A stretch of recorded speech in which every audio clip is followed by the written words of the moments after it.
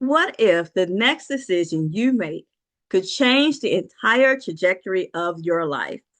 And what if I told you that by participating in today's summit, it places you one step closer? Hi, everyone. My name is Jacqueline Wilson, and I am the CEO and founder of Elevated Missions Prep Incorporated, the sponsor of today's summit. And today you will hear from 9 visionary leaders from within the Impact team. Now we have great sessions that are planned for you. We're talking about leadership, we're talking about brand development, and we're talking about community and building legacy for the next generation. And now, toward the end, we are sharing with you a free resource that you definitely want to have in your back pocket. And I don't know where you are in your life right now. I don't know what your desires actually are, but what I do know is that after today, you will be one step closer to where you want to be. Now, we're going to get started with a topic. Leadership starts with you. And we have two great presenters who are ready to share with you about leadership. We're going to start with Rithika, who's going to talk about how important it is that you're invested in yourself. And then we're going to hear from Shayla, who is going to talk about what type of footprint you are leaving in this world. So let's get started. We're going to go right over to Rithika. Rithika, I give it over to you.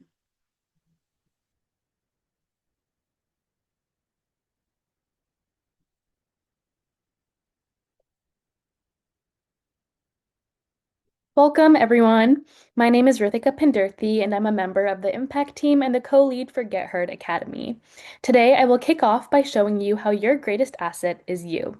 This is a guide to investing in your career and yourself. If I gave you $10,000 today, what would you invest it in? Go ahead and type your answers in the chat. Personally, I would invest in a Roth IRA, or at least that's what I used to think. Let's hear what you guys are saying. Annika would put it in a CD or a cruise, property, ETFs. Those are all great answers. But what if I told you that the investment with the highest lifetime return isn't any of those? It's you.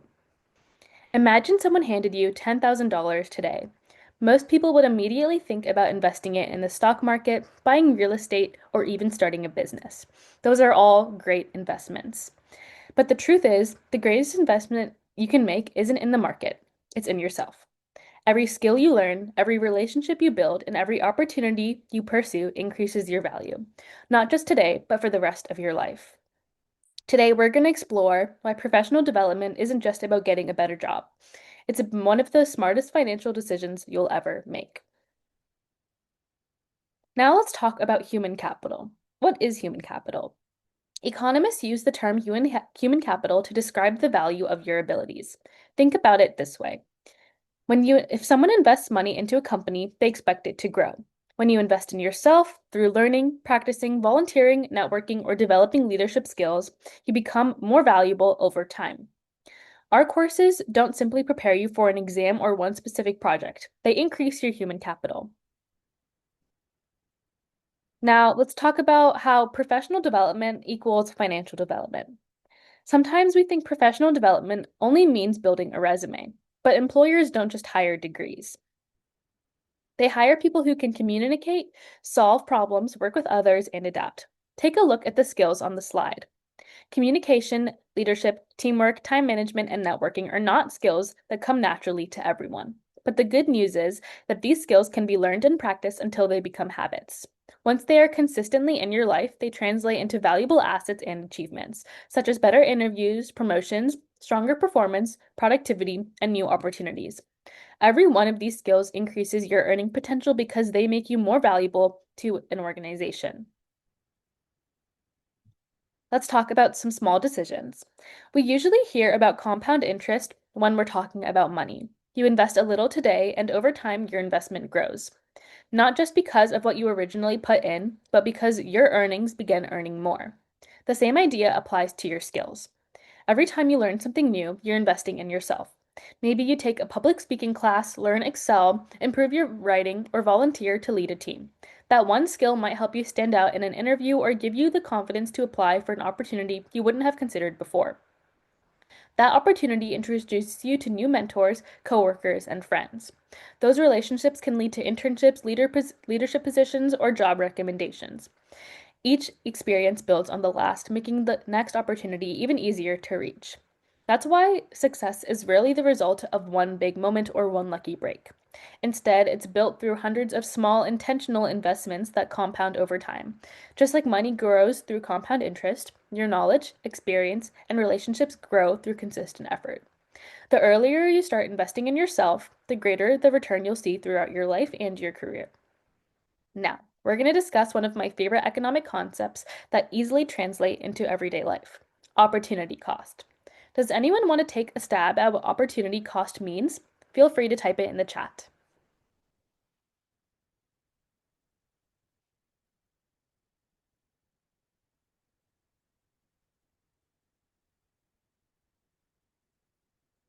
Okay, a lot of you have no clue, and that's totally okay. Annika says what you are willing to give up, what you're willing to invest in, and those are all really close. Yeah, Jada, something you give up when you do something else. And that's basically true. So the economists use the term opportunity cost to describe the value of the next best alternative you give up when making a decision. In other words, every choice comes with a trade-off. We often think about opportunity cost in the terms of money, but the greatest opportunity costs we face is how we spend our time. Unlike money, time is a resource you can never earn back. Every hour you spend on one activity is an hour you can't spend doing something else. Imagine you have one free hour after work. You could spend it scrolling through social media or watching TV. There's nothing wrong with relaxing, but the opportunity cost is that you're giving up an hour you could have spent learning a new skill, updating your resume, reading a book, practicing public speaking, or connecting with a mentor. These choices may not seem significant today, but over months and years they add up. 1 hour spent learning about Cloud Code could help you earn a job. One networking conversation could lead to a mentor. One leadership opportunity can become the experience that helps you land your dream job. That's why successful people don't just ask themselves, what do I feel like doing right now? They ask a different question: what's the best investment of my time? When you begin viewing time as an investment instead of something you simply spend, your daily decisions become much more intentional. Every small choice has the potential to shape the opportunities you'll have tomorrow. Now let's talk about your investment portfolio. When most people hear the word portfolio, they think about stocks, mutual funds, or retirement accounts, a collection of financial investments that grow over time. But long before you build a financial portfolio, you're already building another kind of portfolio, your personal portfolio. It's the collection of experiences, skills, relationships, and character traits that make you valuable. Every volunteer experience teaches you responsibility and empathy. Every leadership role strengthens your ability to inspire and work with others.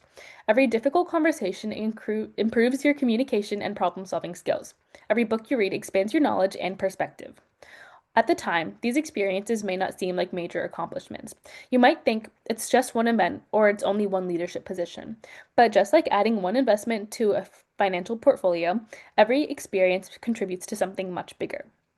Over time, these investments create a portfolio that tell the story of who you are. They build confidence, open new doors to opportunities, and prepare you for challenges that you'll face throughout your career. When employers evaluate candidates, they're not just looking at grades or technical knowledge. They're looking at the experiences and qualities that show someone is ready to contribute and grow. The best part is that these investments continue paying dividends for decades. The leadership skills you develop today can help you earn promotions years from now. The mentor you meet this year could open a door for your dream career opportunity. The habits of curiosity, discipline, and lifelong learning you build now will continue generating returns for years to come. Your financial portfolio may determine what you own, but your personal portfolio determines the opportunities you're given. That's why investing in yourself is one of the most valuable investments you'll ever make. And one of the best things about investing in yourself is that you don't need thousands of dollars to get started. You don't need to wait until you graduate, land your first job, or have a high salary. Unlike many financial investments, the first step costs very little. Just your time, effort, and willingness to grow. You can start today. One meaningful conversation with a mentor, one chapter of a book, one online class or certification, one resume update, one application, one volunteer opportunity, one decision to step out of your comfort zone. None of these actions will completely change your life overnight, but that's the point. Just like compound interest, the returns come from small, consistent efforts you made over time. Every skill you learn, every relationship you build, and every experience you gain becomes another asset in your personal portfolio. As we've talked about today, economists understand that every decision has an opportunity cost, every investment has the potential to generate a return, and the most valuable form of capital you can build is your own human capital. The choices you'll make today shape the opportunities you'll have tomorrow. So I'd like to leave you with the challenge. Before this time next week, commit to making one intentional investment in yourself. It doesn't have to be something big or expensive. Read one professional article, reach out to someone whose career you admire, learn a new skill, practice a presentation, apply for a leadership position. One small investment may not seem significant today, but a year from now, you'll be grateful you started. Because the greatest return you'll ever earn isn't measured only in dollars, it's measured in the person you become and the opportunities you create for yourself. Before I wrap things up, I'd love to hear which small step you guys are choosing. Remember, it doesn't need to be on this list, and I'd love to hear your own ideas. Personally, while you guys are typing out your answers in the chat, I would say I'd like to read one professional article, preferably written by a economist who has their PhD, because that's what I would like to do in my future. Let's look at what some of you guys are saying. Learning a new skill, updating your resume and reading a book, practicing your modeling skills, writing a book. These are all great ideas, and I can't wait to see what you guys do. And if you're interested in investing in yourself, but still aren't quite sure where to start, here's how you can get involved through MPrep Inc. Through our Get Heard Academy, we offer numerous courses about business, confidence, marketing, and management, and so much more. No matter what your interests are, this is a great and simple place to start. On the slide, I've linked 2 business courses, but please feel free to check out the course catalog on the website. Money comes and goes, markets rise and fall, but the skills, characters, and experiences you build stay with you for life. Every investment you make in yourself today creates opportunities tomorrow. So remember, the best investment you'll ever make is the one no market can ever take away. You. Thank you very much, and let me know if you have any questions. Ritika, I absolutely love this topic because I don't think people talk about this enough about how important it is to invest in yourself. Oftentimes we know the standard, go to college, get a job, but it's all the extra things that you do along the way to increase your human capital that is going to make a difference. I tell people, yes, I went to law school, but one of the other things that I personally have is I'm certified in mental health. I coach people. I'm master certified for youth. And all of those little skills that I have gained along the way, it helps other people in some other way. This was an absolutely wonderful presentation. I absolutely loved, what you gave to people. I also just want to remind people that when you're investing in yourself, ultimately you're going to be investing in somebody else because somebody else is watching what it is that you're doing and they will be inspired by your behavior. So it's so important for you to take that first step because you just never know what's going to happen next. I want to take a moment to welcome our guests here today. I see that just coming into the room, we have Chipper Neri Lewis. Also, I saw Gabrielle McNair. Thank you so much for joining us. We are live, and I'm so excited about what is coming next. Now, we have another leadership topic for you, and that is coming from Shayla Kapoor. Now, Shayla is going to talk about how leaders influence, okay? And she's going to talk about the footprint that you leave. So, Shayla, I give it over to you. I'm very excited to hear your presentation.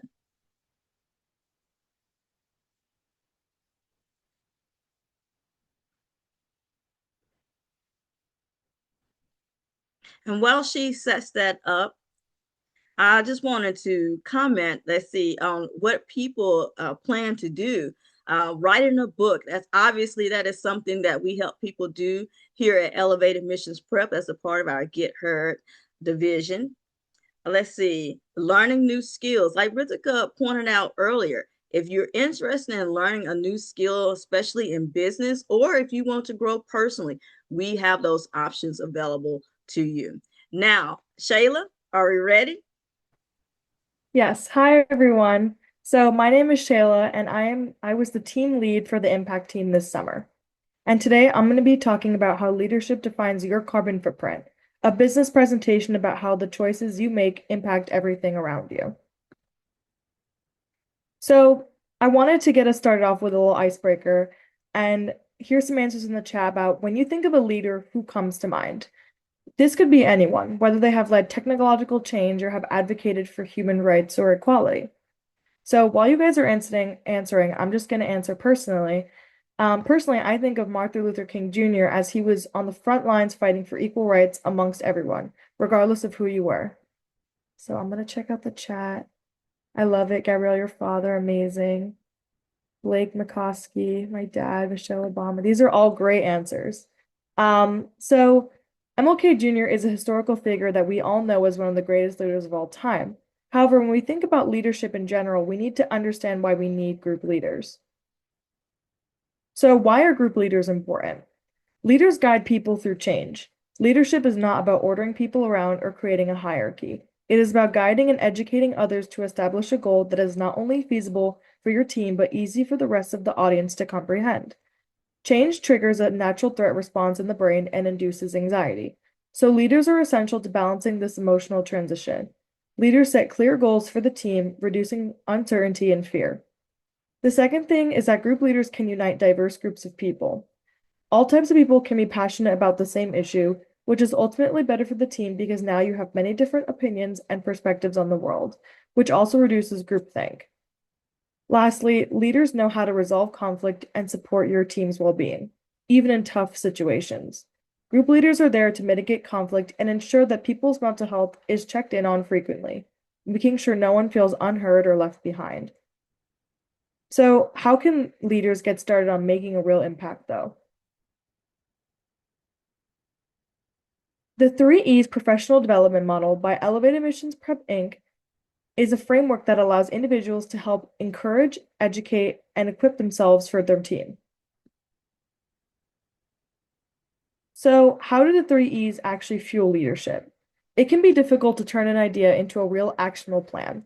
Action does not happen automatically. People have to lead the change. So, when we encourage, we inspire others to do things, positive things that impact others. You're able to motivate your friends and neighbors to care about what you care about.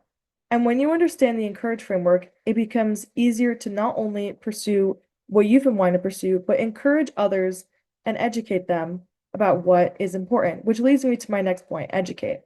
Informing your team and others outside of your team about what is going on in the world is important. Sometimes we are so caught up in our lives that we are blind to what is happening around us. With this educate model, you are able to learn the hard and soft skills needed to succeed in challenging environments. And when you become educated, you build your capacity. Sorry, being educated is the gateway to building capacity. And lastly, being equipped sets up a group leader for success. When a group leader feels prepared, they feel more confident and ready to tackle the challenges they are presented with. Being equipped drives execution. It provides concrete tools to set up your team for success, and you're able to transform new skills into measurable market impact. So, when and how is someone identified as a leader? The first trait is integrity. Honesty is a key part of being a great leader. Regardless of what kind of team you're leading, your team members being able to trust you is the only way to really establish healthy dynamics and make team progress. If your teammates do not think you are trustworthy, ethical, or reliable, they are less likely to engage or reciprocate with you.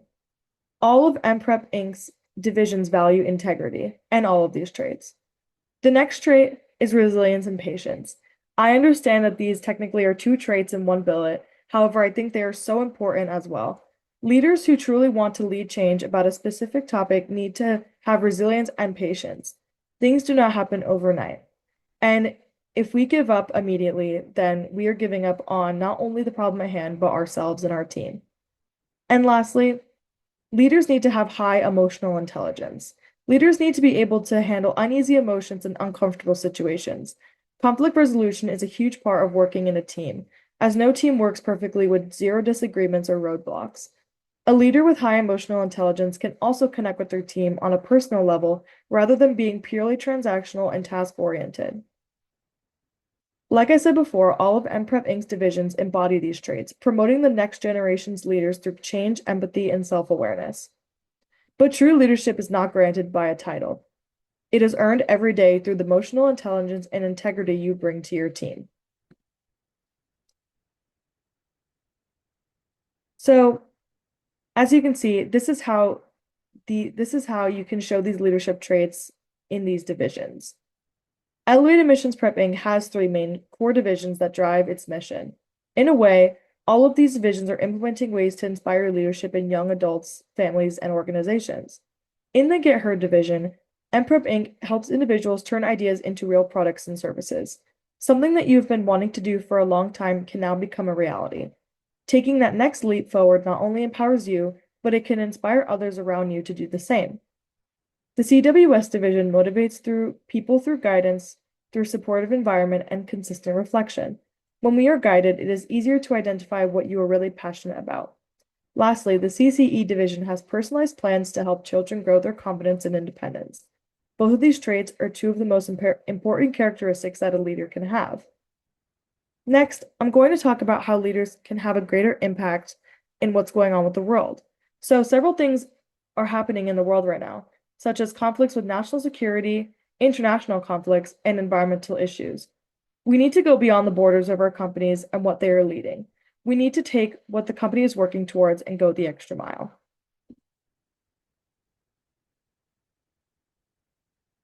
So, with that, when we think about leadership, we have to think about the future generations and how we are going to shape their leadership style.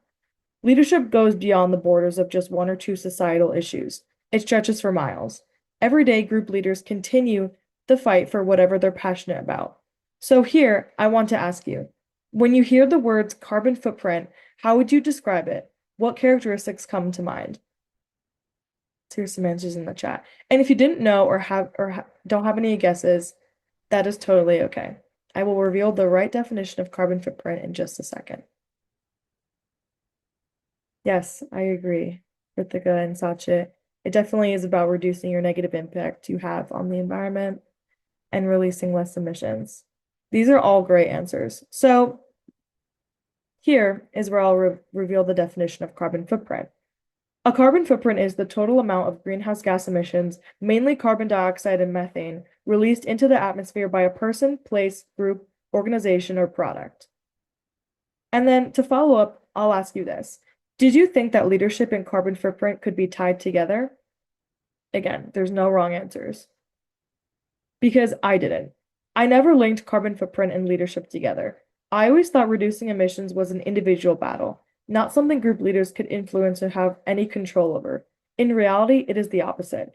When we work together, the speed at which we can come up with sustainable solutions and share ideas is much greater than figuring it out alone. With that being said, I believe that if you're a good leader, you will want to care about this topic and will want to understand how these two are so connected.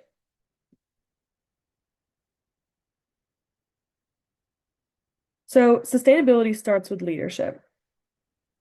When we think about leadership, we have to think about the future generations and how we are going to shape their leadership style. Like I said, every day, group leaders continue to fight for challenges that keep knocking on our door. When we merge leadership and carbon footprint, companies and teams can accomplish more than they thought were possible. Action and advocacy are at the forefront of successful climate leadership.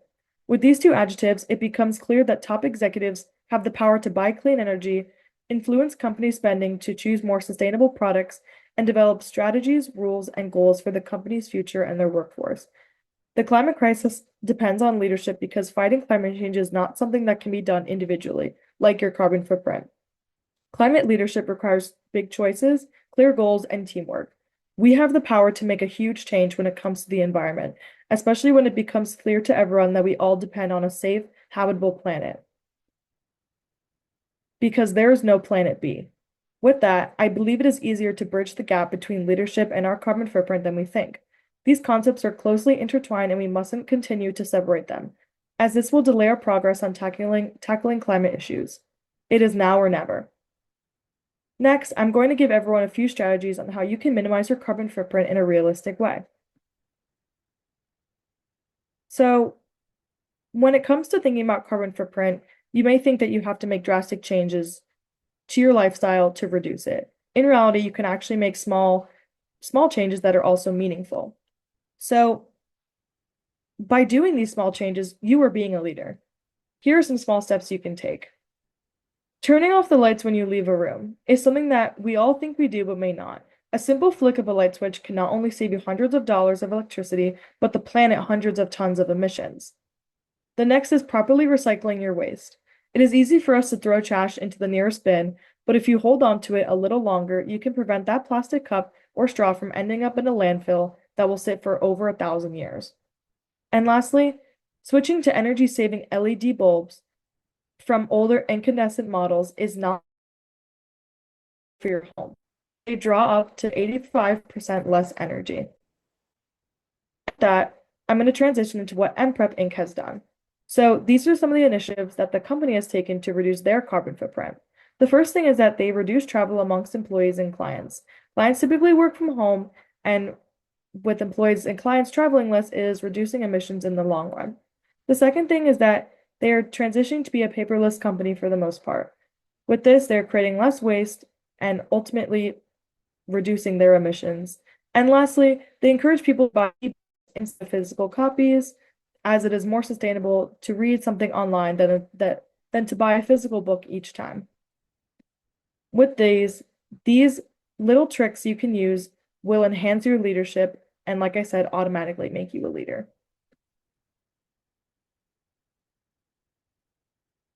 So, with all of that being said, I want to leave you with one thought that hopefully will shape the way you think about leadership and climate change. If we don't step up, who will? Who will be the ones to fight for us and our future? Thank you for listening.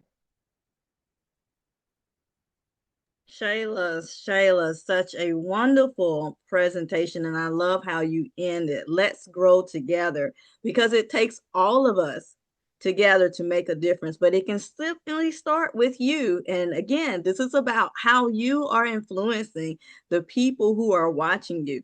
I love that you pointed out that leaders guide people through change.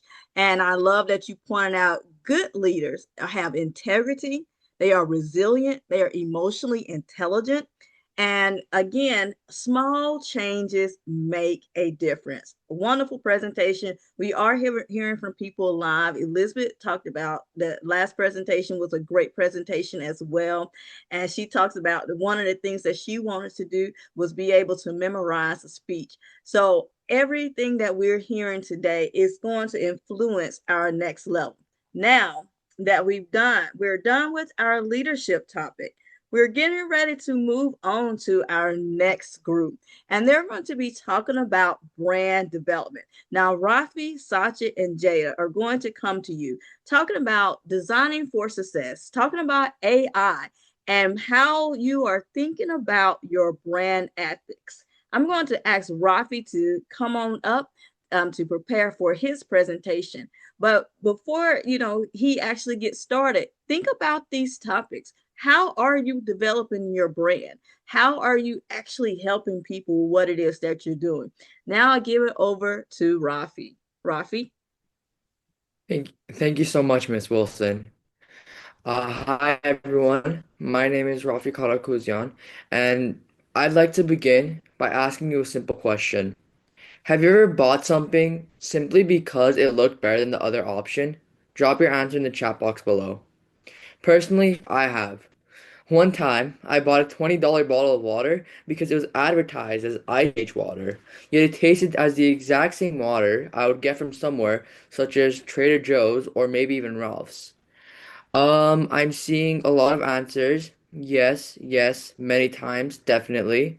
This is a common experience a lot of people share.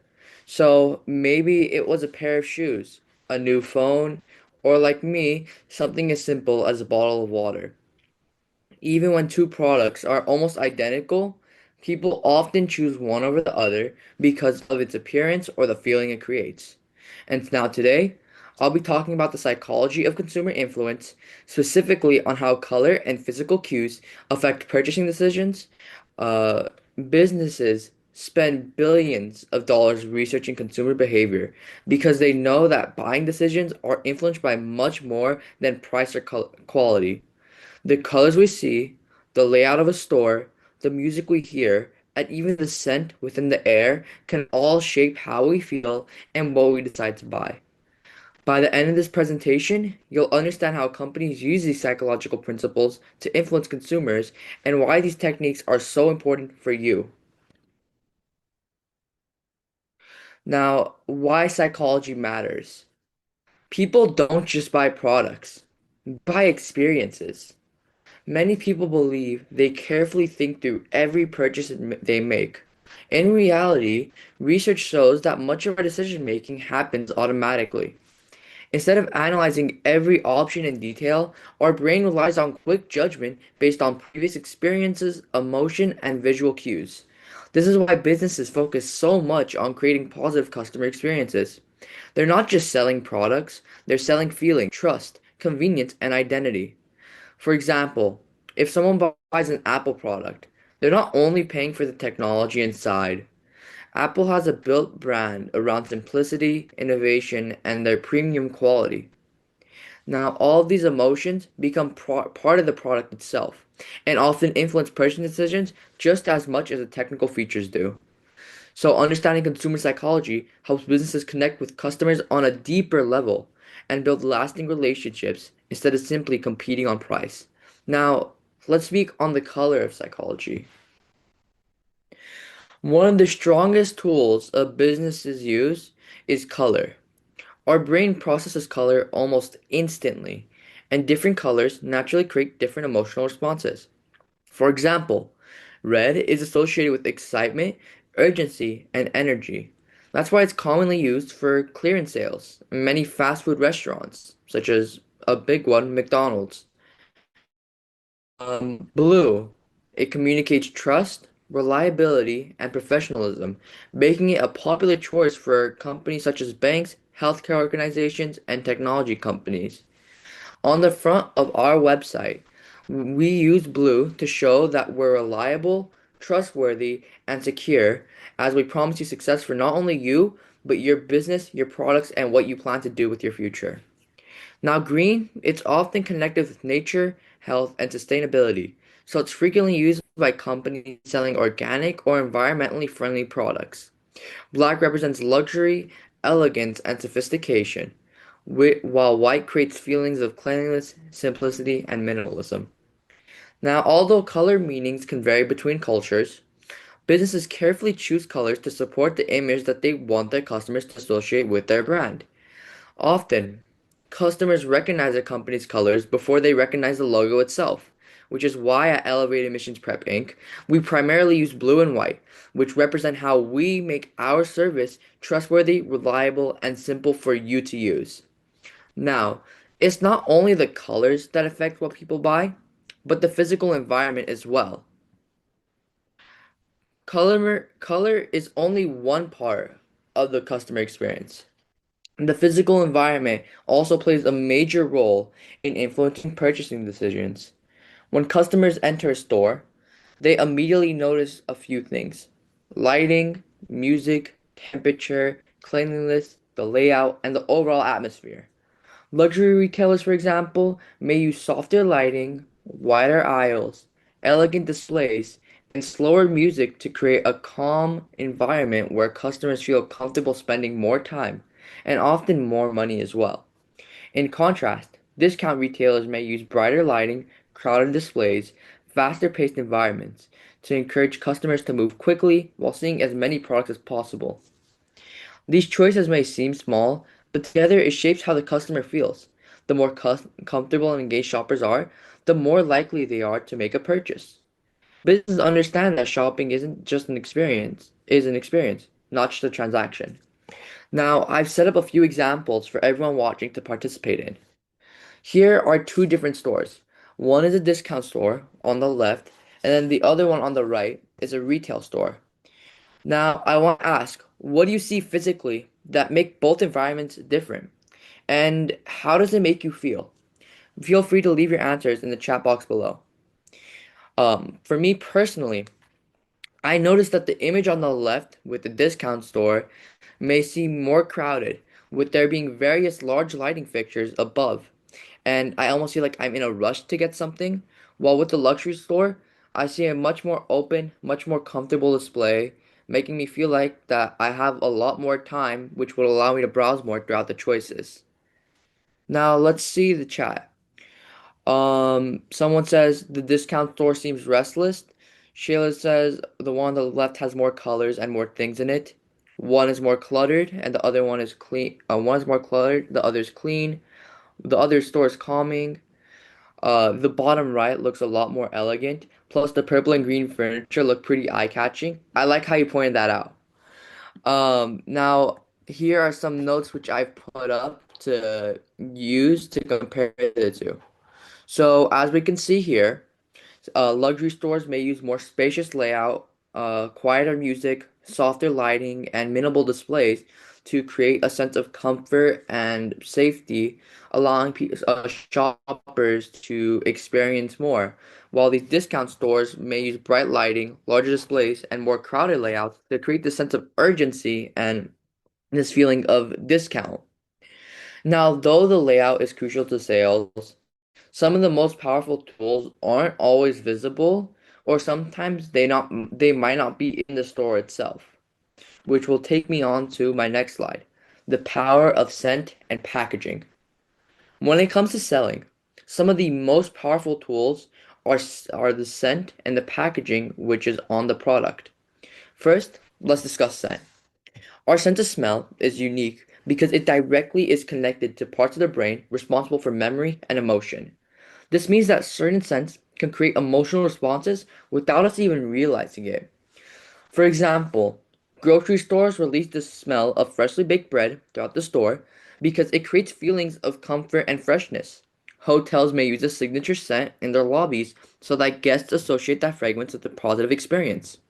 Even people such as real estate agents may use scents like vanilla or cinnamon during open houses because it creates a warm, welcoming atmosphere. And research has shown that pleasant scents can encourage customers to stay in a store longer, improve their mood, and increase the likelihood that they may make a purchase or come back to the store. Now, packaging works in a very similar way. Before customers experience the product itself, they experience the package. The weight of the box, the texture of the material, the quality of the printing, and how the package opens all influence how customers perceive the product. A great example is once again Apple. Their packaging is intentionally designed with thick, high quality material and a slow opening lid that creates anticipation and makes opening the product feel like a part of the overall experience. So even before customers turn on the device, they've already formed an impression on its quality.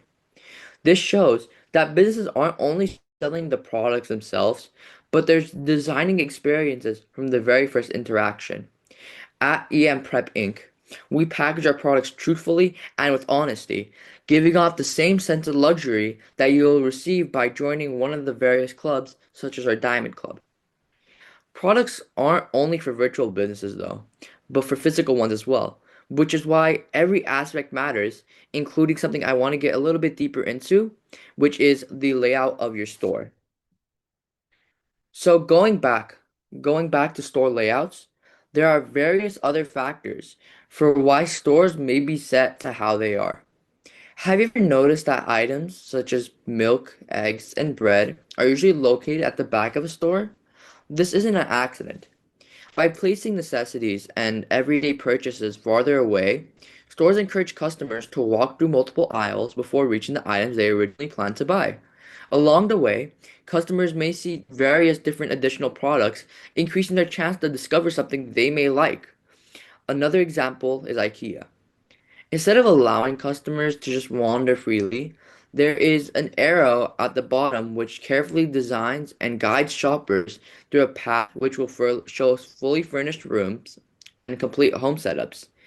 Now, as customers move to the store, they may discover products they may need, but never knew that the store may had or may have existed in the first place. The longest customers stay in a store, the more products they see, and the greater the chance they'll discover something that they were looking for. And just as IKEA shows you things that help you greatly throughout your journey that you may not have known existed, Elevated Missions Prep makes sure that you get the resources and tools that will benefit you and your business and your goals greatly, which some you may not have known existed and may help you way more than what you were expecting. Now, for my key takeaways, I'd like to summarize the three main ideas from today's presentation. First, color influences emotion and first impressions. Customers often form opinions about a product or a company within seconds, and color plays a major role in those initial judgments. An example of this is how we at EM Prep Inc. use color to convey our message of blue and white to show safety, trust, and reliability within all of our products and all of our packages, both on the front of our site and in some of our works as well. Second, physical environments influence behavior.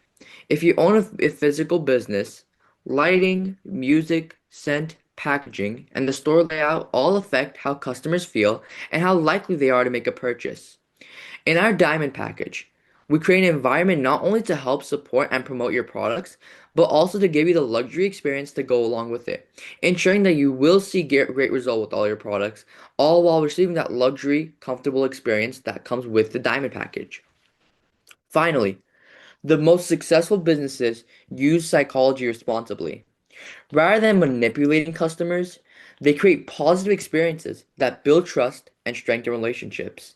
All these factors that I have listed are some of the many things that we take into consideration to make a positive experience with our customers, making sure that we test products before releasing them so that those who use our services will have a positive, truthful experience. Now, to conclude, I want to leave you with one question. With the information I've given you, what do you plan to do to make you and your brand more memorable? While you share your answers in the chat, something that I would like to do if I were a business owner were to purchase one of the packages that Elevate Missions Prep Inc. offers so that I know my product and my tools get the support I need before they are shown to the right people. That and the security it provides leaves me at a peace of mind that my business will succeed. Now, let us read some of the answers that are in the chat box below. So, Shayla said, make my product more colorful and appealing. That's a great option to do. Um, Gabrielle Henry said, I use a lot more blue so people feel like they can trust me. Annika said that she would also use blue. And Sasha said to focus on the color of my product or service and how it can create a positive perception of my brand. These are all great choices you can make to help improve you, your product, and your business. And now, having read all of this, I want to thank you for attending this event. Thank you so much. Rafi, another wonderful presentation. Let's raise our hands if you learned something today, because definitely he is giving you the information that you need so that you can push forward and do a better job connecting with customers. And I want to say thank you to the people who are on Facebooks and giving us hearts. We see you. Thank you so much.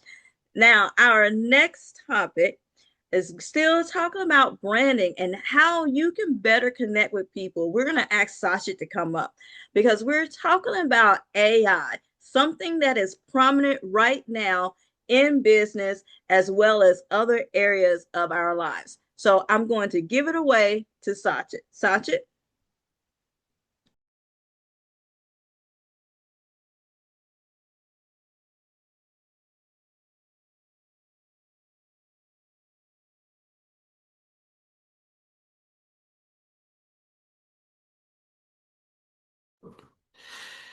Apologies. Anyways, hello everyone. My name is Sachit Saha, and I've had the pleasure of serving as the Impact Team social media lead this summer. And today I am proud to present Aria AI, an AI model where discovery meets direction. This is an exploration of how AI-driven onboarding can increase a company's efficiency, but not just that, allow it to better connect with its audience. So without further ado, let's jump into it. Now, before we dive in, I'd love to take a moment or two to hear from our audience. Have any of you ever interacted with AI before? And if so, what was that experience like for you? Let's take a moment or two to answer in the chat, and I'll see what we have here.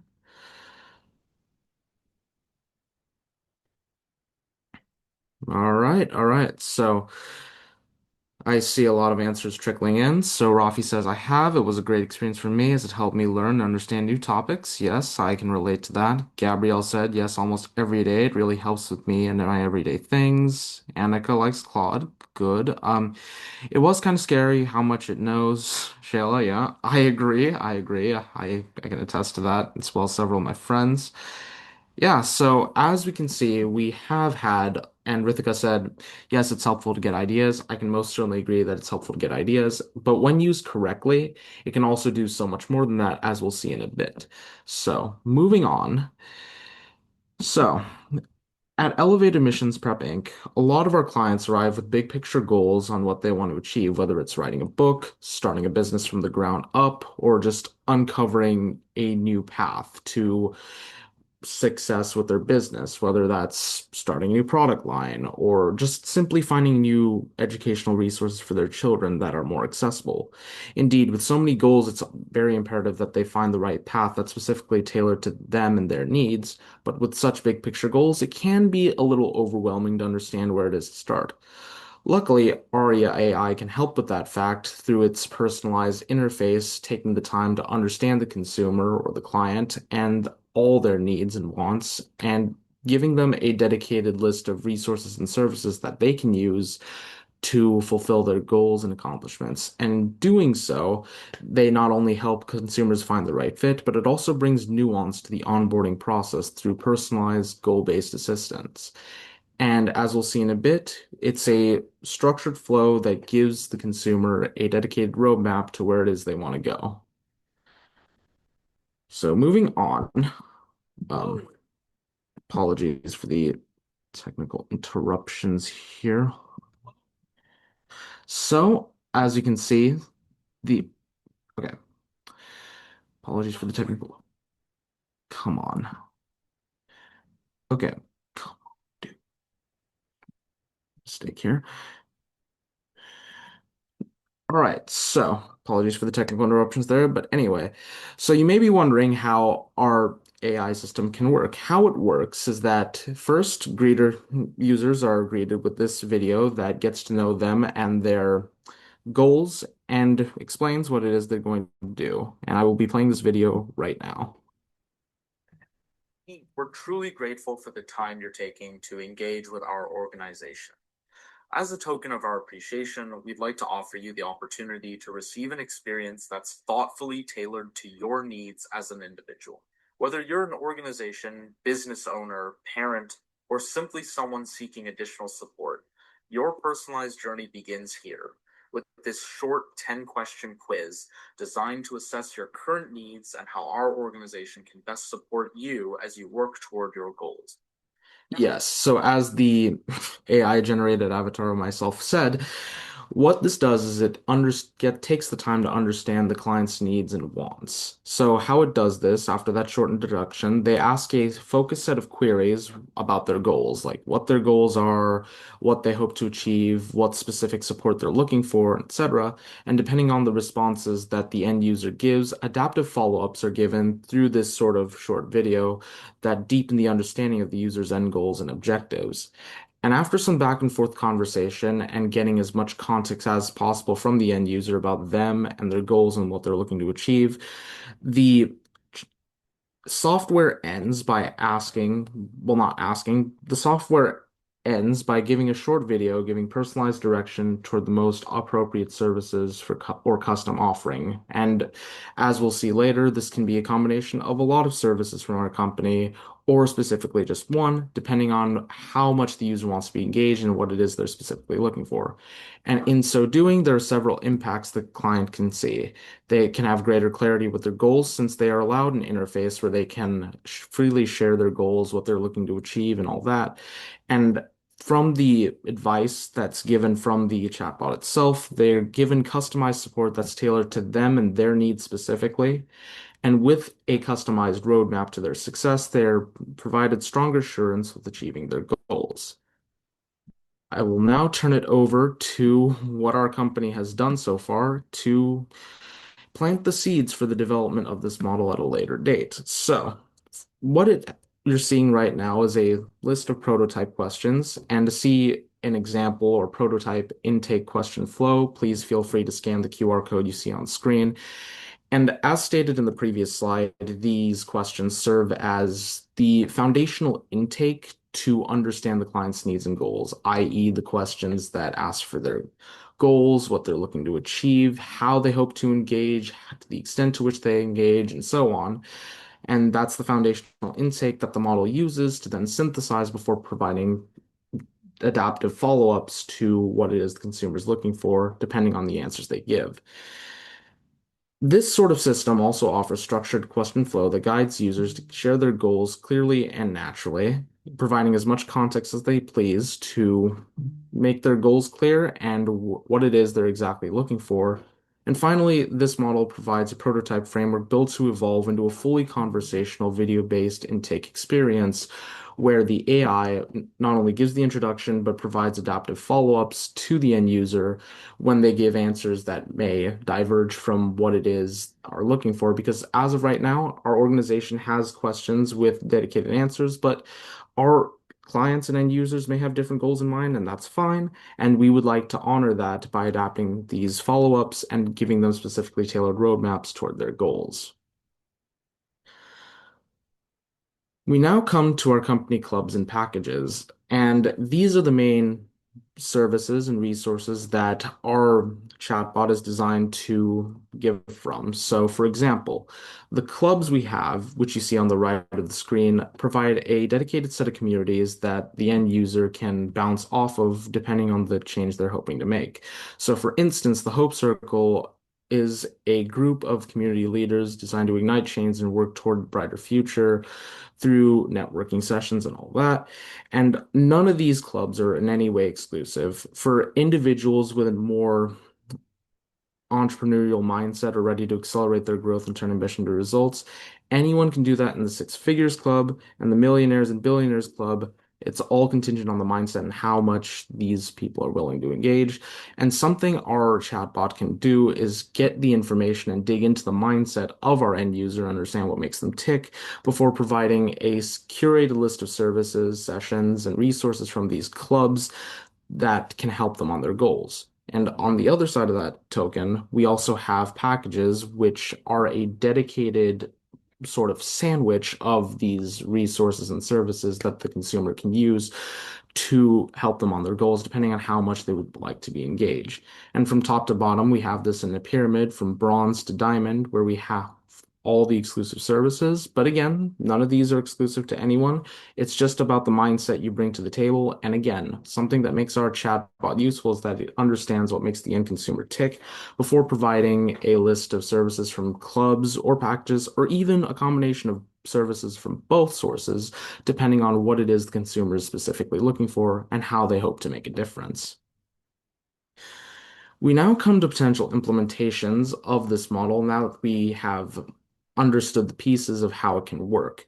So, first step is that it provides clarity where it replaces the current 10 question assessment we currently have on our site, as our main source of collecting this information from users is through a Google form, which is housed through that QR code that I showed earlier.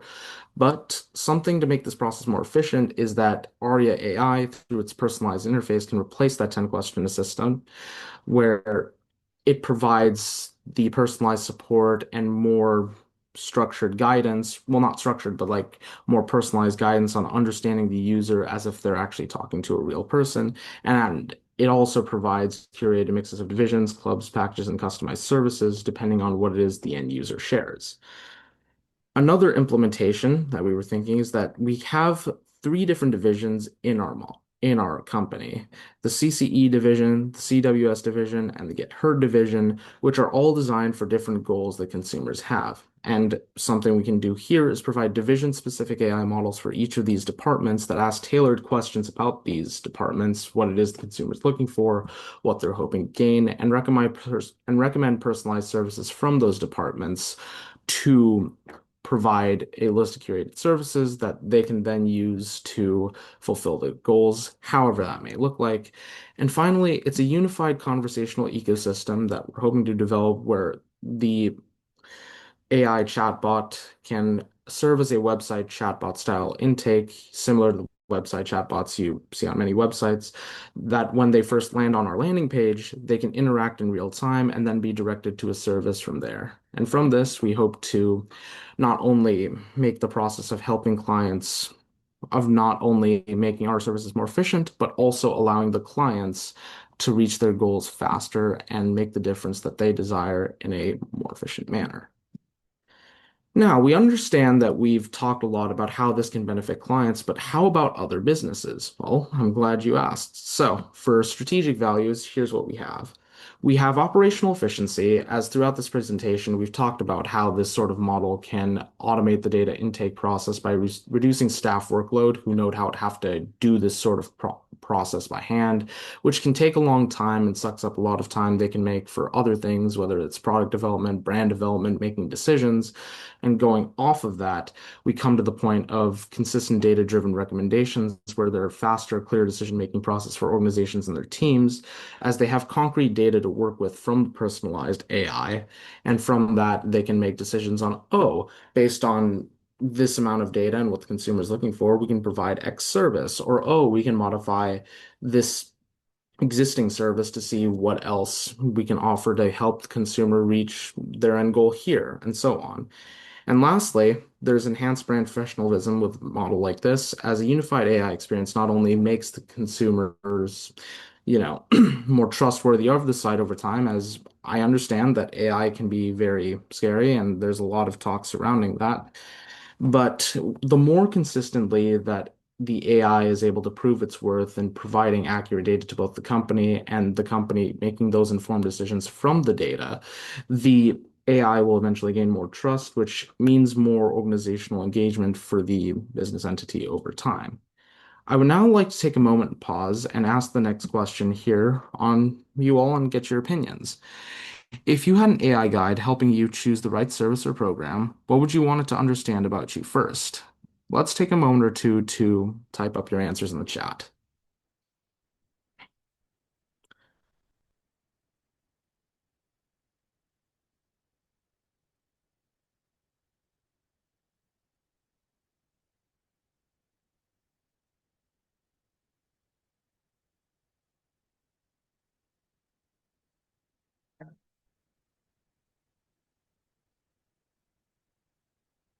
All right.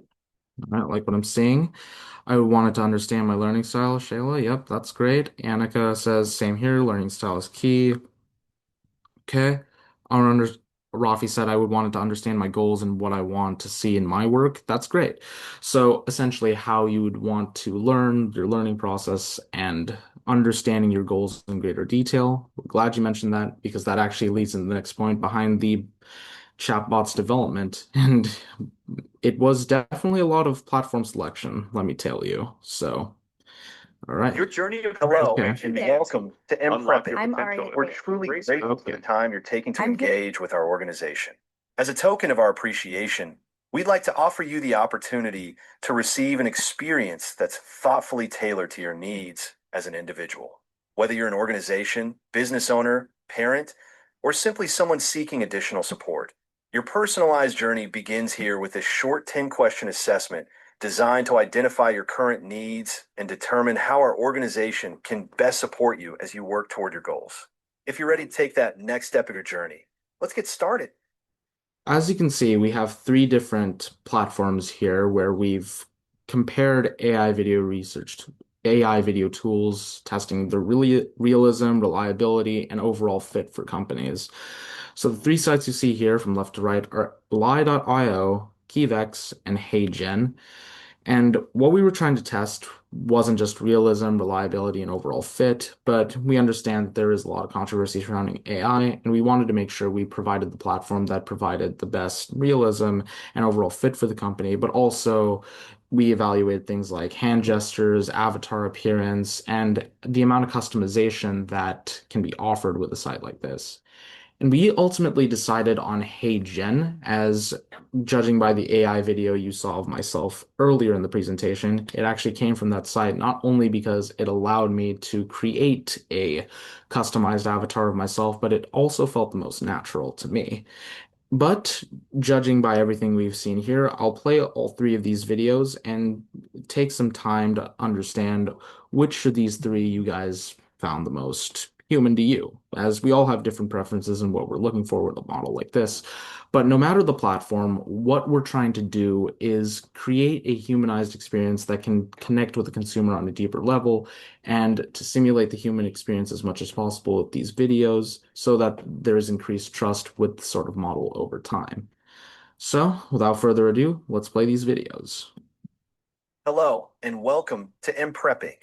We're truly grateful for the time you're taking to engage with our organization. As a token of our appreciation, we'd like to offer you the opportunity to receive an experience that's thoughtfully tailored to your needs as an individual. Whether you're an organization, business owner, parent, or simply someone seeking additional support, your personalized journey begins here with a short 10-question assessment designed to identify your current needs and determine how our organization can best support you as you work toward your goals.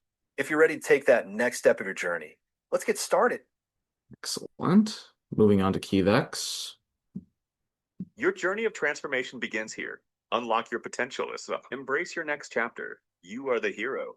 Your turning point is now. Elevated Missions Prep Inc. empowers your growth and greatness. For business owners, authors, changemakers ready to impact. This is for you. Visit Emperor Pink. Go now. Begin your elevated mission. Your future of impact awaits. And finally, Here to learn. page. Oh, oops. Your journey of Hello, transformation and Hey begins welcome here. to MPrep Inc. I'm Aria We're Sage. I'm here to learn. Okay, and finally, Hey Jen. Apologies. Hi there. I'm Aria Sage. I'm here to learn about your goals and direct you to the resources best tailored to you and your personal journey. Yes, and now that all of you have seen these three platforms in action, which one felt the most genuine or natural to you, and why? Take some time to answer in the chat, and I will see what you all think.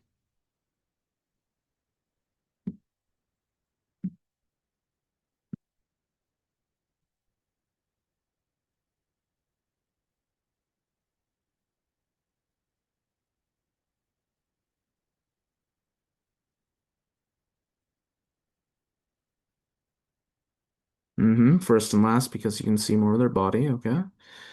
Anybody else? Arya did. The first one sounded like that. The first one felt the most natural. Okay. Great. So, as you can see, we all have different preferences as to what we're specifically looking for in a video AI software, and that's okay. But the point of the matter is that with this sort of model, regardless of the platform we choose, or even if we go through the trouble of creating one ourselves, we would want to create a human experience where the onboarding process doesn't feel like a chore, but feels efficient, and in doing so, the consumer or client with our company and other industries as well feel connected and fully understood as they go about the process of understanding our organization, how it can best serve them toward their goals. We thank you for taking the time to go on this journey with us. And if you're interested in learning more or seeing an example of our prototype question intake, please scan the QR code you see on your screen. Thank you.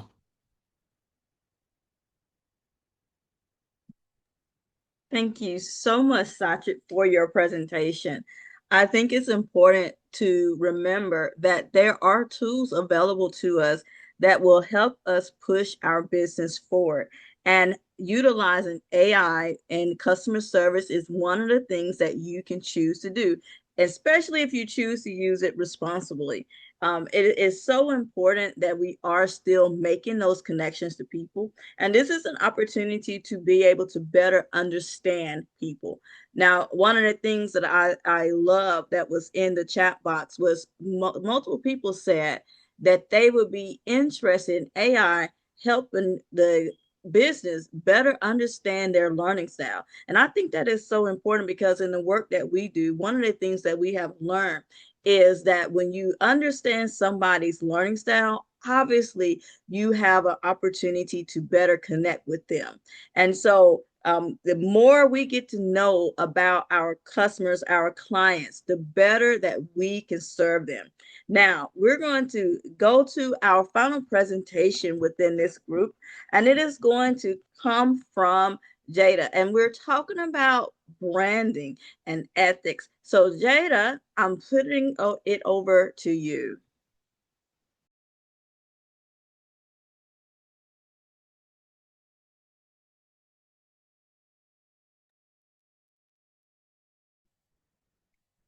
Good afternoon, everyone. Thank you for having me. My name is Jada Lambert, and I'm the brand strategist for MPrep.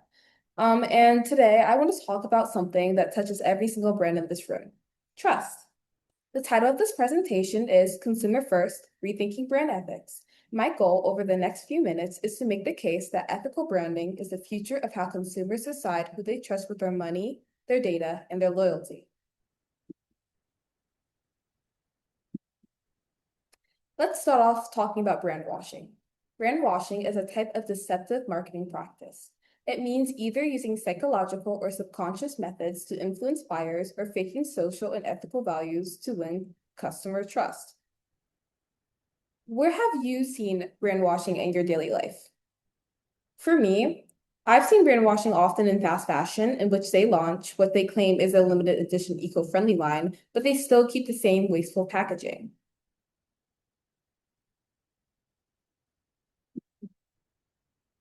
Right?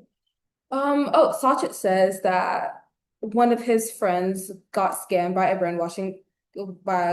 fashion company that employed brainwashing, which is often the case when people are employing social and ethical values that they do not base their company off of.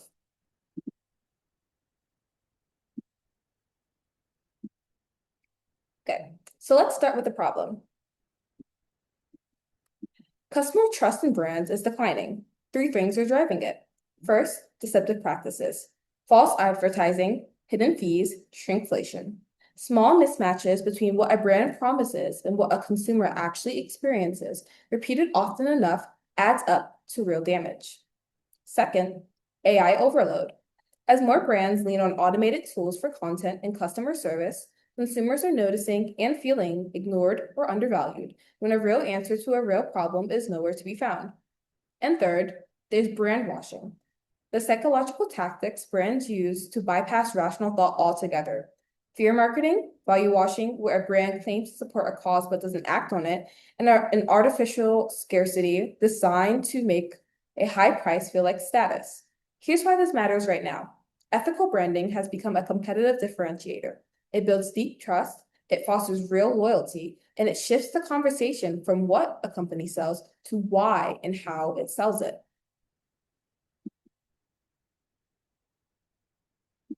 So, if that's the problem, what does doing it right actually look like? I like to break it into 3 pillars. Transparency is the foundation. It's openly sharing how a supply chain works, how pricing is set, and being willing to admit mistakes instead of hiding them. For instance, Domino's Pizza ran an honest marketing campaign admitting their old pizza's taste did not live up to expectations, then showed how they changed their recipe based on customer complaints. Accountability is next, and it rests on 3 things. Clarity, meaning a company says what a company says matches what it does. Commitment, meaning those values show up in daily operations, not just marketing. And consequences, meaning performance is tied to results, good or bad. For example, Chipotle closed all stores nationwide for a day of food safety training after a 2015 health crisis, proving public safety matters more than daily sales. And finally, value alignment. A company's stated purpose has to match its daily actions, or it risks 2 things: public backlash from looking hypocritical, and a weaker internal culture, because employees can tell when the mission is just words on the wall. For instance, Ben & Jerry's aligns sweet treats with social and economical justice. Their political and community activism is baked directly into their corporate mission, flavor names, and public campaigns. Let's ground this in a real example. Patagonia. It is an American retail company that sells outdoor recreation clothing, gear, and food.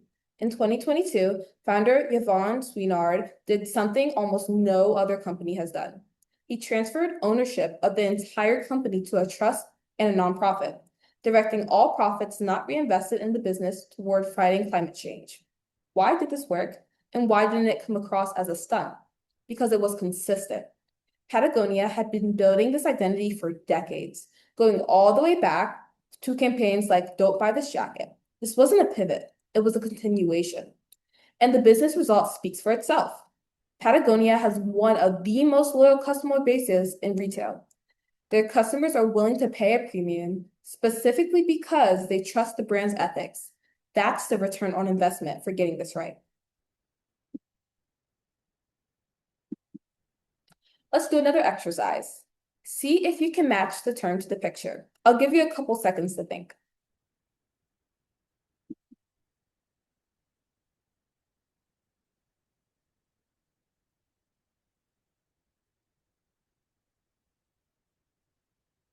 Okay. The first answer is explicit consent. The second answer is data minimization. And the third answer is consumer control.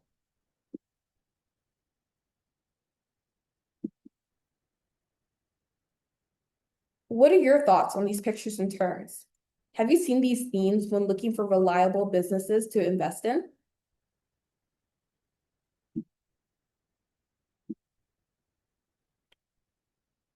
Interesting. Shayla says she has not seen these themes, and Sasha, she has, and that's totally okay because it's based on consumer experience.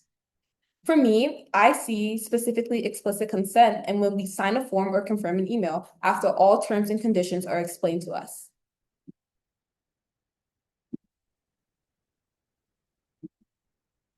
Now, let's talk about a piece of ethical branding that's becoming impossible to ignore: data and privacy. Explicit consent is about respecting consumer autonomy, requiring a real affirmative action before collecting personal data, instead of relying on pre-checked boxes or buried in fine print. Data minimization means only collecting what's actually necessary for a clear stated purpose. It's a shift from treating data collection as extraction to treating it as stewardship. A consumer control turns privacy from a legal checkbox into active display of respect, letting people actually choose how their information is used.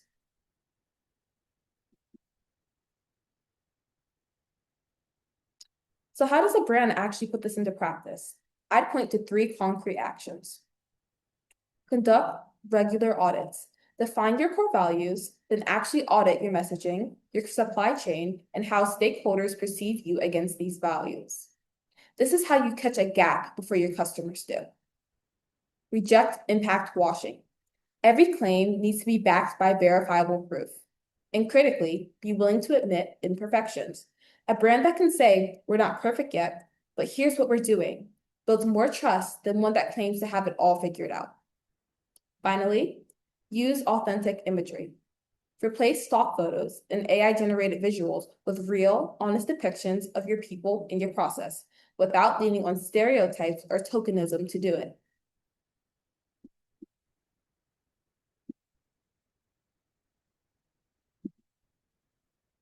I want to pause here and point to a real-world example, something I've seen up close working with Imprep Inc. Starting with authentic imagery. Our monthly magazine doesn't rely on polished stock content. It runs real stories from real writers. That's authentic imagery principle in action, not just in visuals, but in voice. Then there's accountability. Our blog publishes specific, substantive content on issues instead of vague statements about supporting diversity. That specificity is what accountability actually looks like. It's verifiable, not just aspirational language. And finally, value alignment. NPrep's mission is to encourage, educate, and equip people to walk in their purpose. And that mission shows up in the same way across our coaching, courses, and our content. It's consistent, which is exactly the value alignment we talked about a few slides ago. This is a good real-world example that these principles aren't just aspirational, they're achievable, and organizations in this very Zoom call are already doing it.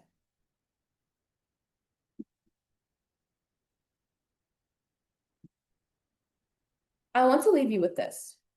Trust isn't lost forever. It's rebuilt one honest choice at a time. So I'll leave you with a question to sit with. What would your brand look if every customer could see everything?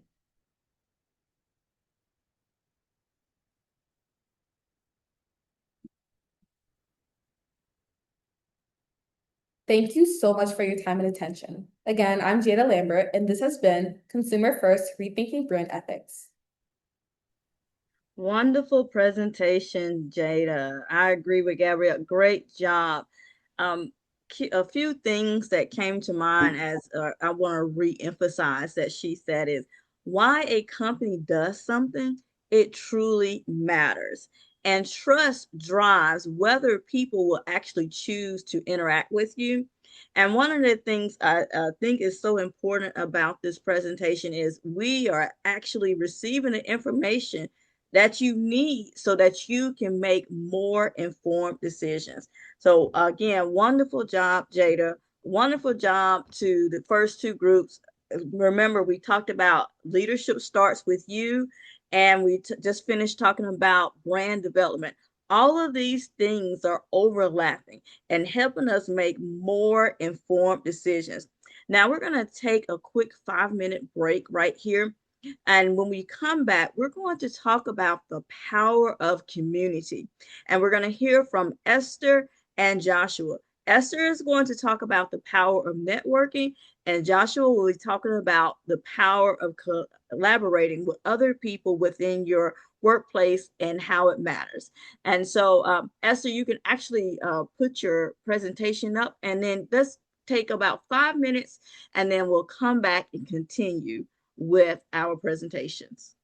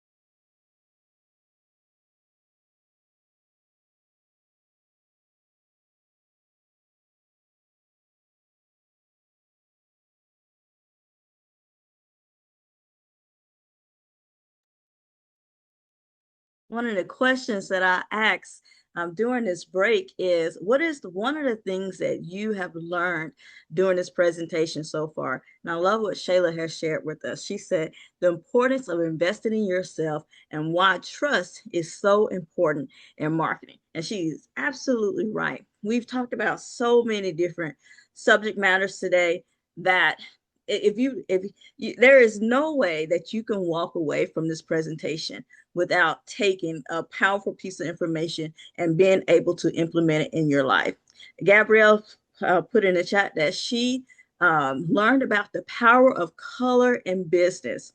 And Sasha says the importance of how people perceive your business and how your business decisions can have long-term implications, good or bad.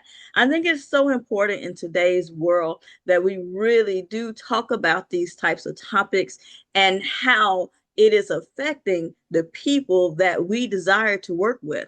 It is important that we are making these ethical decisions, the decisions that are actually going to be benefit those that we are working with. Annika said that, talking about the how the carbon footprint can be an essential to the leadership quality. How you care about one thing really does reveal how you care about something else.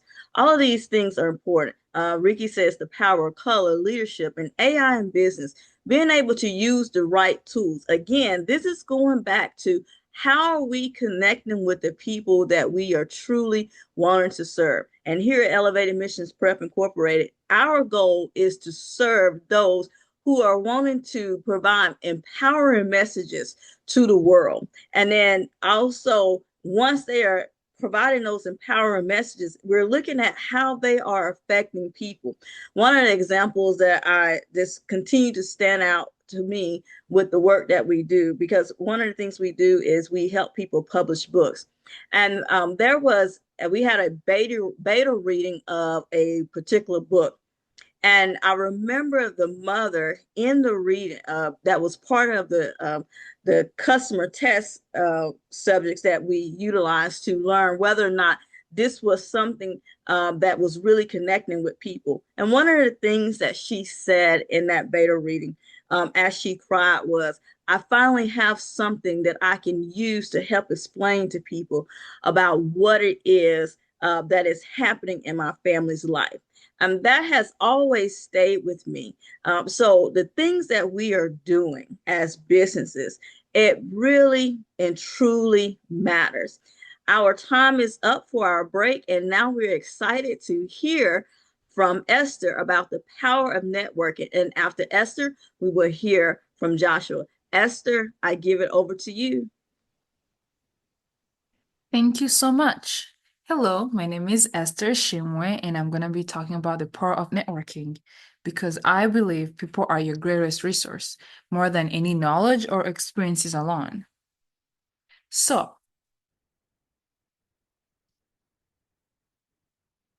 starting with the first question, do you think your network is your net worth? And if you think you agree or disagree, can you tell me why in one sentence or one word in the chat?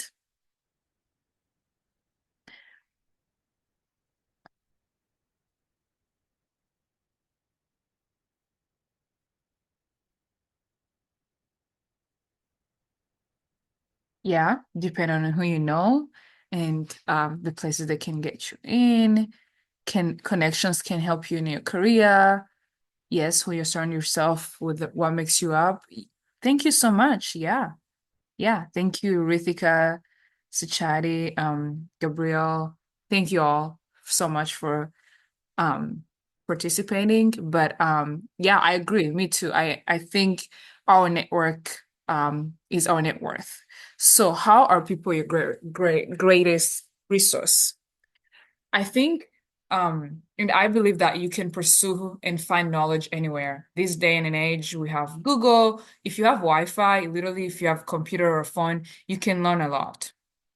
But people, it's something that you need to work on. It's something that you need to build. It's a relationship you need to build. So knowledge is important, but I think people get you to places that you can use that knowledge. Experiences are important, but people teaches you and help you to get more experiences and open the doors. The right connections can change your trajectory in life. I'm going to give an example of my life, how the right connections helped me to get where I am now. And I believe that it's going to help me in the future. So, my name is Esther. I'm from Rwanda and I moved in the US without knowing anyone, without knowing any experience, without knowing any opportunities or even anything that can help me in my life. I was young, I didn't know anything. But at my high school, there's a nonprofit organization called Grow Forward that came to my high school and it gave me a mentorship, it gave me English, taught me English, it helped me with all the like resumes, everything that I needed in high school to be able to grow and go to college.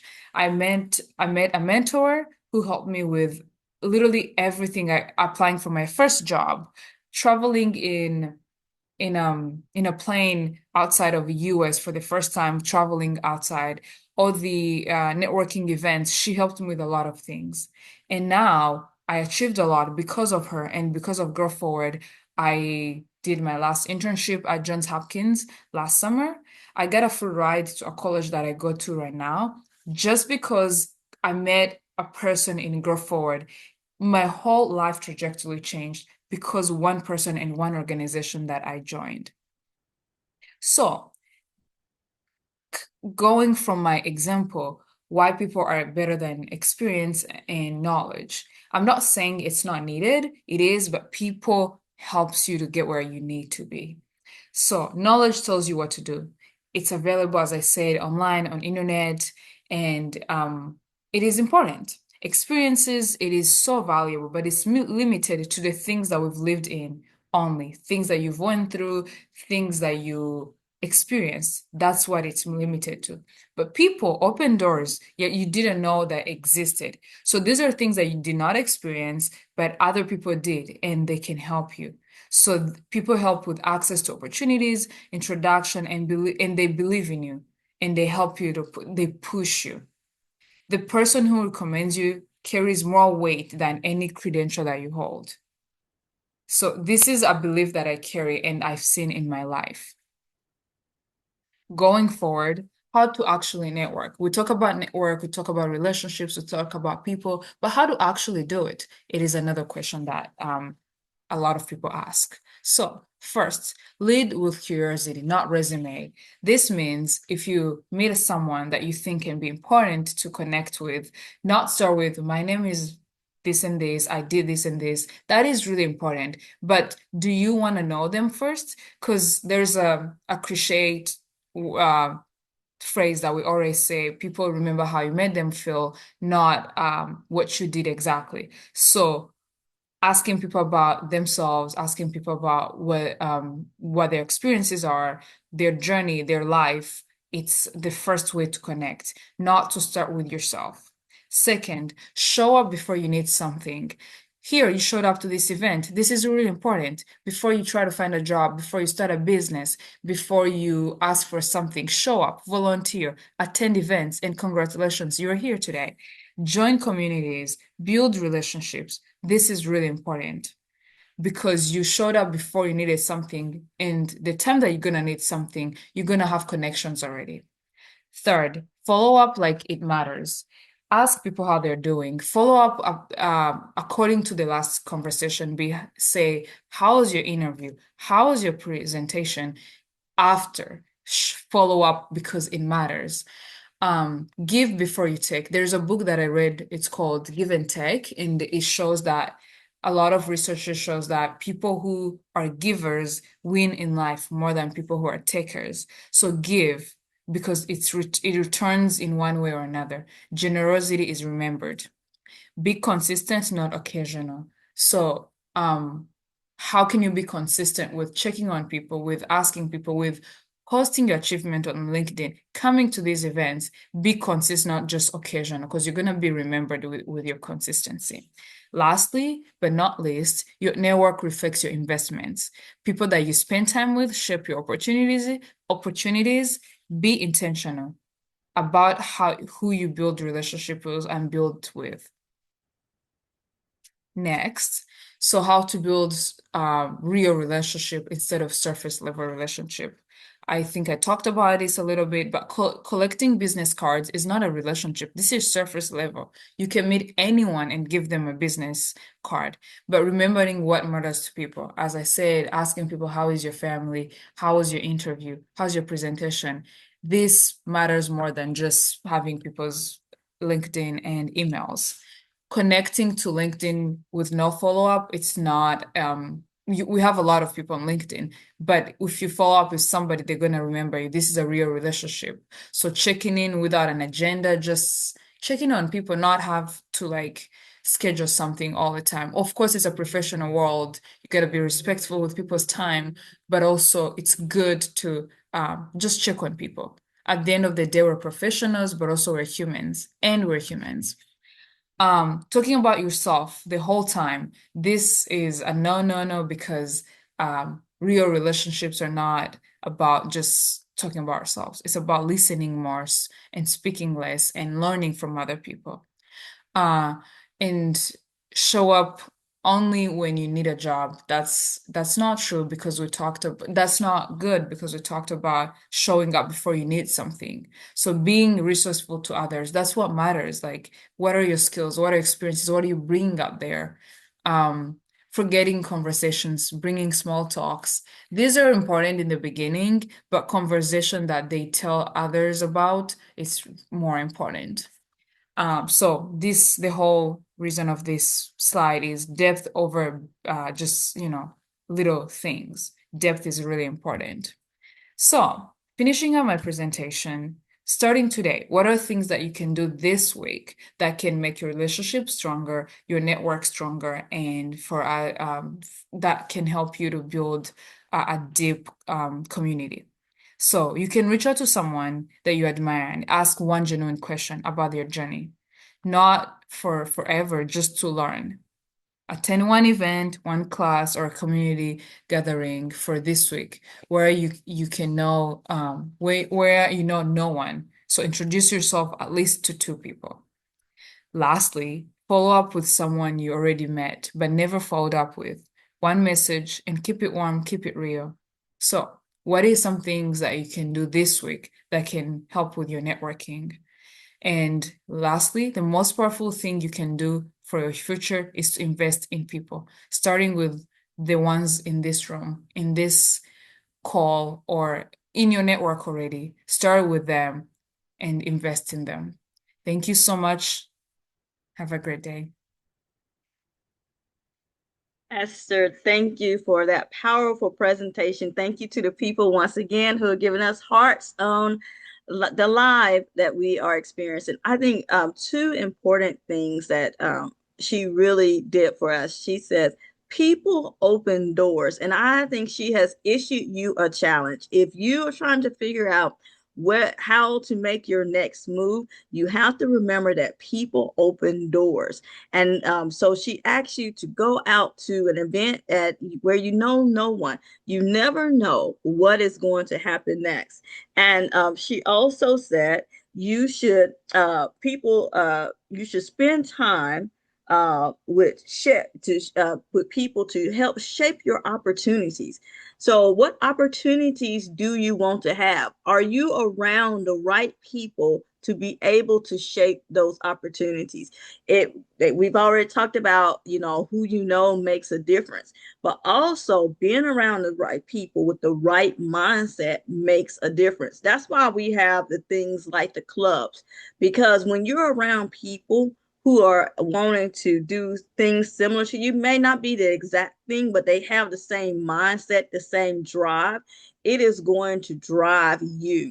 So, who are you around and how are they shaping your opportunities? Let's get ready for Joshua, who is going to talk about the power of community and what happens when you allow other people to come into your circle. Are you ready, Joshua?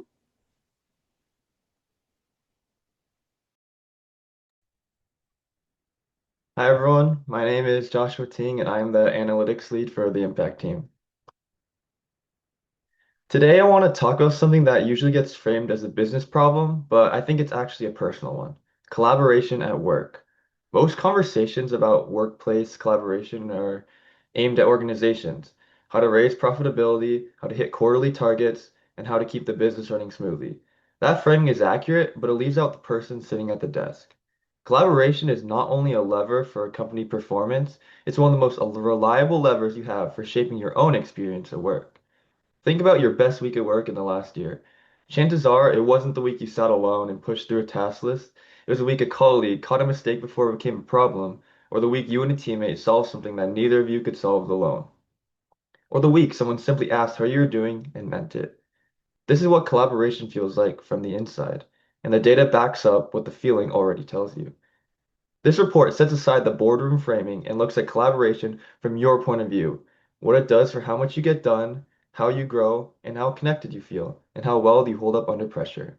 The goal is not to convince you that collaboration is good for business, it's to make the case that it's good for you. Let's talk about how collaboration fuels focus.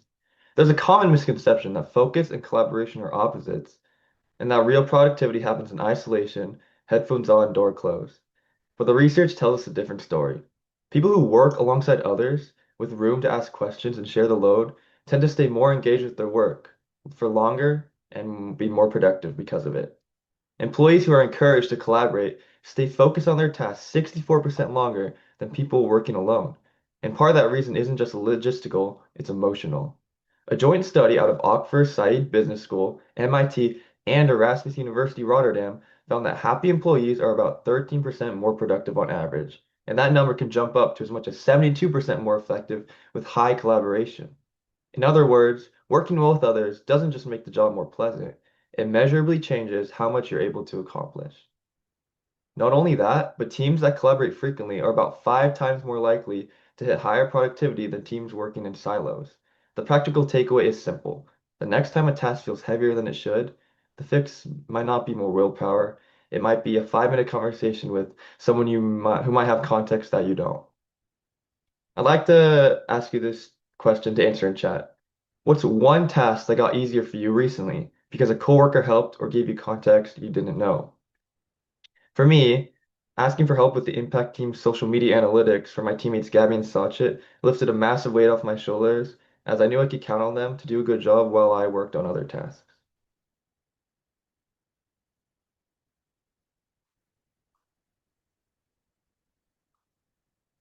Understanding more about presenting, that's great, Gabby.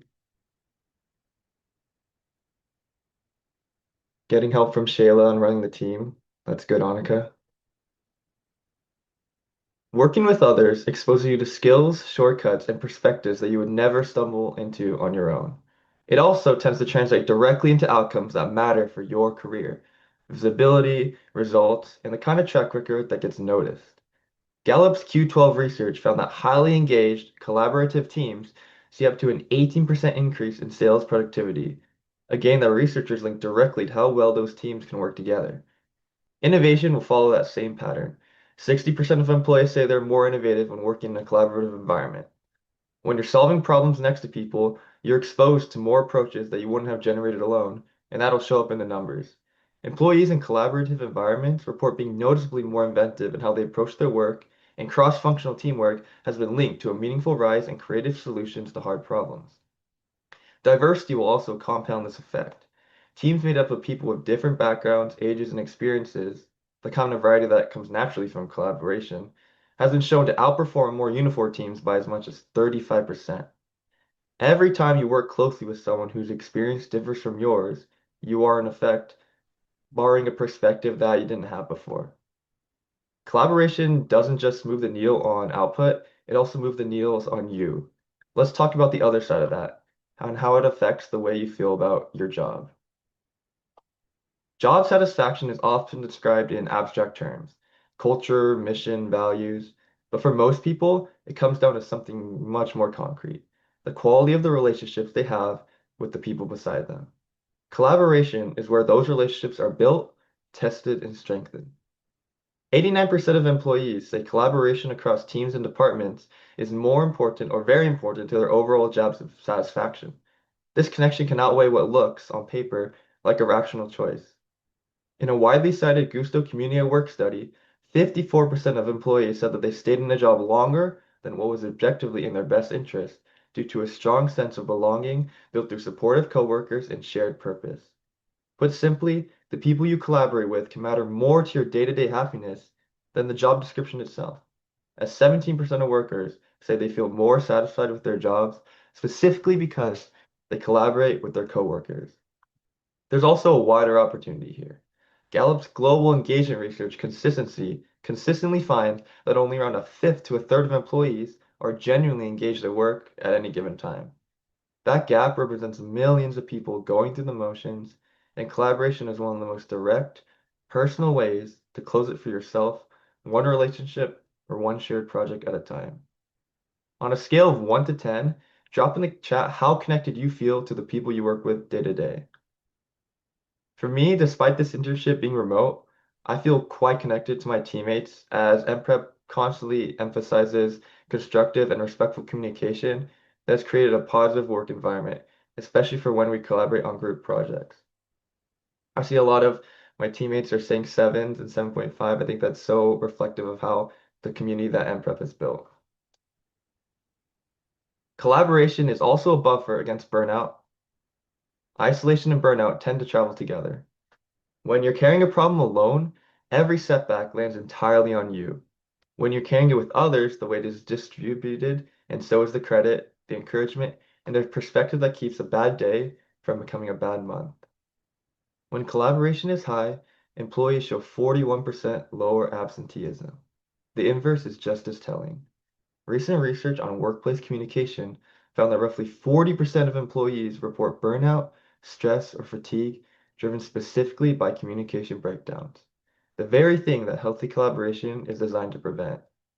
And when collaboration is working well, it doesn't just remove that friction, it actively builds resilience, giving people a sense that they're not facing these hard problems by themselves. Even the small, low-tech version of collaboration matters here. Despite the rise of digital tools, 95% of people say that face-to-face interaction remains key to building the kind of long-term professional relationships that make work feel sustainable rather than draining. Collaboration isn't just about output or career growth, it's a genuine buffer against burnout. So how do you actually start doing more of it? None of this will require a new job title or a company-wide initiative, as collaboration is a habit that you can build in small, deliberate steps. Here are 5 simple examples to help you get started. Firstly, ask before you assume.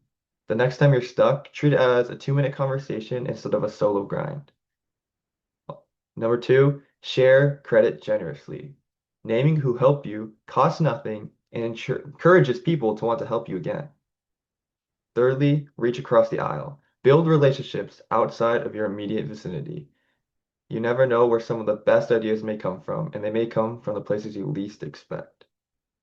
Fourthly, value real conversations. One face-to-face encounter a week can do more for a working relationship than a dozen messages. And lastly, check in on people, not just projects. Ask how someone is doing before you ask what they finished. Drop in the chat. Of those 5, which are you most likely to actually try this week? One of these steps that I've seen Elevated Missions Prep emphasize is sharing credit generously, as collaboration is highly encouraged and appreciated, and no one feels left out. Yes, Satya, check in on people. Same with Annika. Shayla says to value real conversations and check in on people. I think those are so great. The statistics in this report point to the same conclusion from a multitude of different angles. People who collaborate get more done, grow faster, feel more satisfied, and hold up better under pressure than people who try to go at it alone. But the deeper argument does not require a citation. Work is, at its core, a human activity, and humans do their best thinking, their best problem solving, and their most resilient work when they do it alongside other people.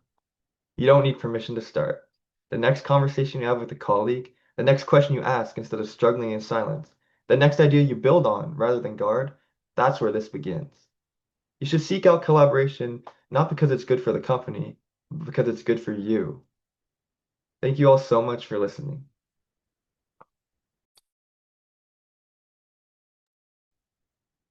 Yet another powerful presentation that we have heard. Um, the key that I'm hearing is collaboration accelerates your growth.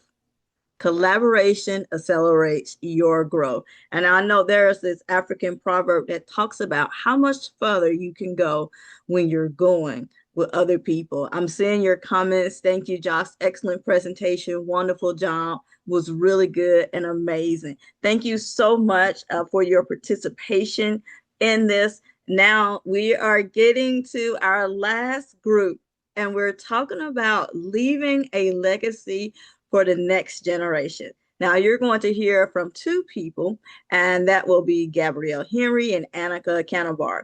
And we're talking about raising empowered children, and we're talking about setting your children up, guiding them to a more secure financial future.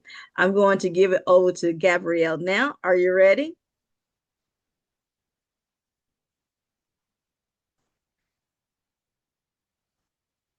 And remember, as she's pulling her presentation up, we do have a free resource for you. And so whether you are live with us now or you're watching a replay, look for the link for the free resource that we have are making available to all participants. We are so excited for you to take advantage of that and be able to move forward in your life.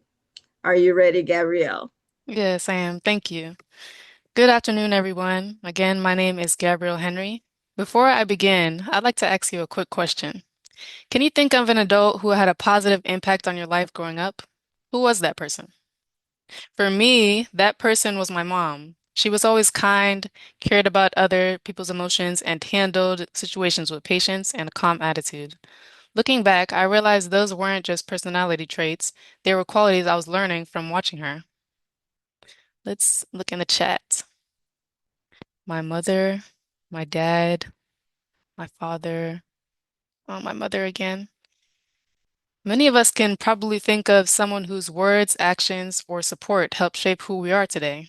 Whether it was a parent, caregiver, teacher, or another trusted adult, those everyday interactions can leave a lasting impact. So let's start by talking about what it really means to raise empowered children and why that starts with empowering mothers. When we talk about raising confident and resilient children, we often focus on the child, their behavior, their emotions, and the skills we want them to develop. But what if we started by looking at the person who is helping shape them every day, the mother? As a mother myself, this topic is something I connect with personally. Like many parents, I want to give my child the best possible foundation and continue becoming the best version of myself so that I can show up for him in the best way possible. A child's foundation is influenced by the support, encouragement, and example they receive from the adults around them. The way children learn to see themselves often begin with how they are treated, supported, and guided. Let's talk about why empowering mothers actually matters when it comes to a child's development. Children are not born knowing how to manage their emotions, believe in themselves, or overcome challenges. These are skills they learn over time from the people around them. One of the biggest influences in a child's life is their parent or caregiver. Children are constantly observing how adults handle stress, communicate, solve problems, and treat themselves and others. Even small everyday moments can become lessons. For example, when a child sees a mother handle a difficult situation with patience, they begin learning how to respond to challenges themselves. That's why empowering mothers matter. When mothers feel supported and have the tools they need, they are more prepared to model confidence, emotional intelligence, and resilience for their children. Now, let's take a look at the power a mother can have on a child's development. Children are always observing, even before they fully understand language. They are learning by watching the people around them. At this point, I want to ask you guys a quick question.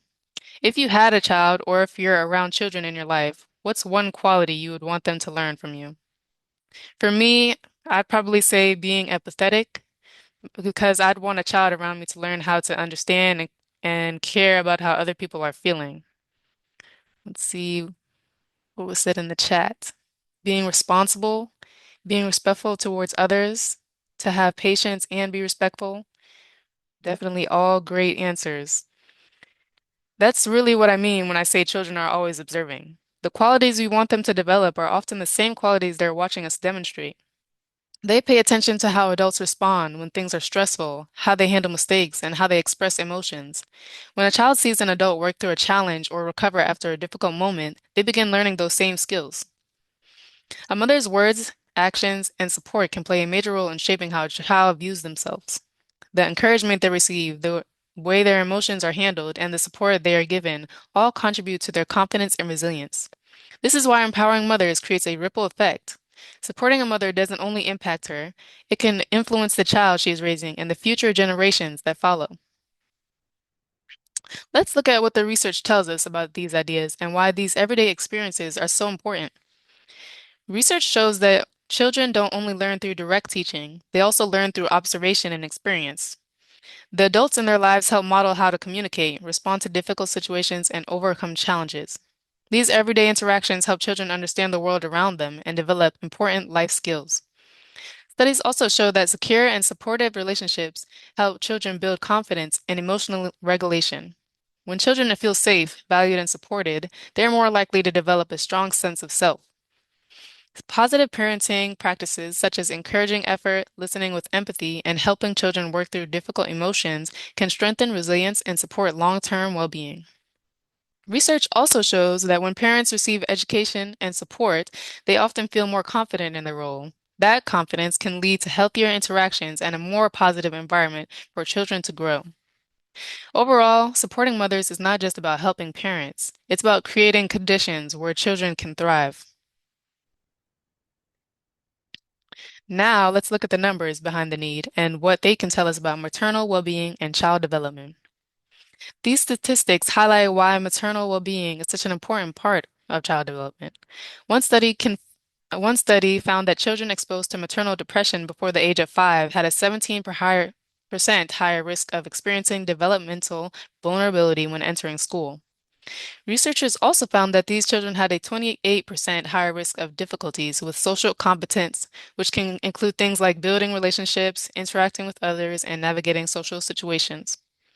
Additionally, they found a 27% higher risk of challenges with emotional maturity, including managing emotions and responding to stressful situations. It's important to remember that these statistics do not mean that every child whose mother experiences depression will have these outcomes. Many children thrive, especially when families have access to support and resources. Instead, these findings show us why supporting mothers matters. When mothers have access to education and encouragement and resources, we create more opportunities for both mothers and children to succeed. So we've talked about why this matters and what the research says. Now let's talk about one practical way we could actually support mothers: educational workshops.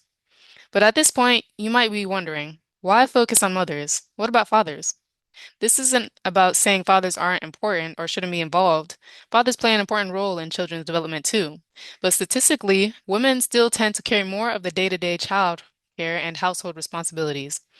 According to the U.S. Bureau of Labor Statistics, in 2025, among adults living with children under the age of 6, women spent about 2.8 hours a day providing primary child care compared to 1.7 hours for men. So when we're talking about supporting mothers, we're responding to a reality where many women are already carrying a large portion of the caregiving responsibilities. And this is where I think the work being done through Elevated Missions Prep Children's Empowerment Division connects really well. The division focuses on empowering children directly by giving them the tools and strategies to understand themselves, build confidence, and navigate challenges. But if we're already working to empower children, I think there's also an opportunity to empower the people supporting them every day, their mothers. The purpose of these workshops wouldn't be to tell mothers how to parent perfectly, because there is no such thing as a perfect parent. Instead, the goal would be to provide guidance, resources, and strategies that mothers can actually use in everyday life. These workshops could focus on building children's confidence through encouragement and positive communication, teaching emotional intelligence by helping children understand and express their emotions, and developing resilience by helping children work through their challenges. Another important part would be creating a supportive community where mothers can connect with others, share experiences, and feel supported instead of judged. I think this is also a challenge for fathers to step up, be more involved, and share the responsibility of raising and supporting emotionally healthy children. Empowering mothers shouldn't mean mothers have to carry everything. Ideally, it means creating a stronger support system around the child. By giving mothers practical tools while encouraging greater involvement from fathers and other caregivers, we can strengthen families and positively impact the next generation.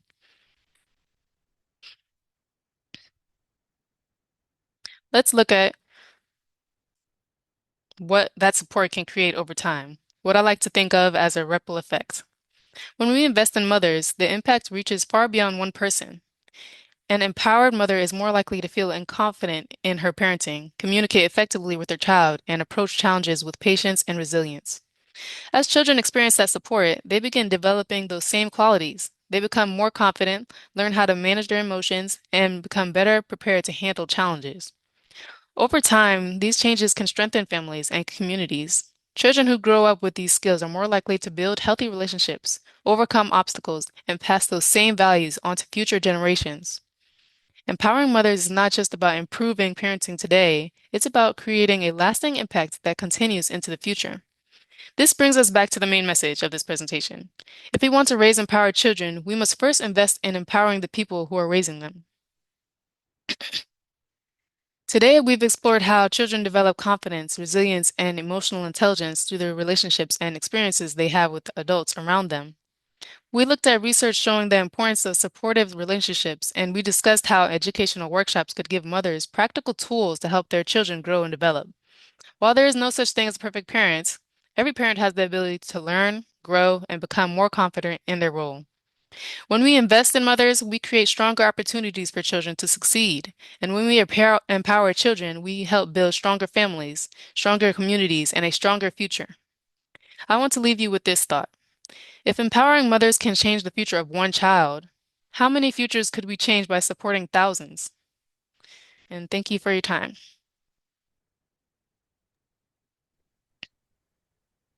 Absolutely an awesome presentation, Gabrielle. What she is talking about is so important, obviously, and about empowering parents. This is why here at Elevated Missions Prep Incorporated, within our children's division, we do actually have communities available. We are building these communities up so that parents can have the support they need as they lead their children through life. And as promised, we want to make sure that you have the free resource that is available. And it is a free ebook, and it's talking about, moving from overwhelmed to empowered. The conversations every parent dreads but needs to have. We've talked about not only in parenting the need for community and collaboration, but also in business. So this thing is prevalent and what is needed in today's world. One of the stories within this ebook is talking about a parent who found themselves feeling more confident as their child participated in our programming.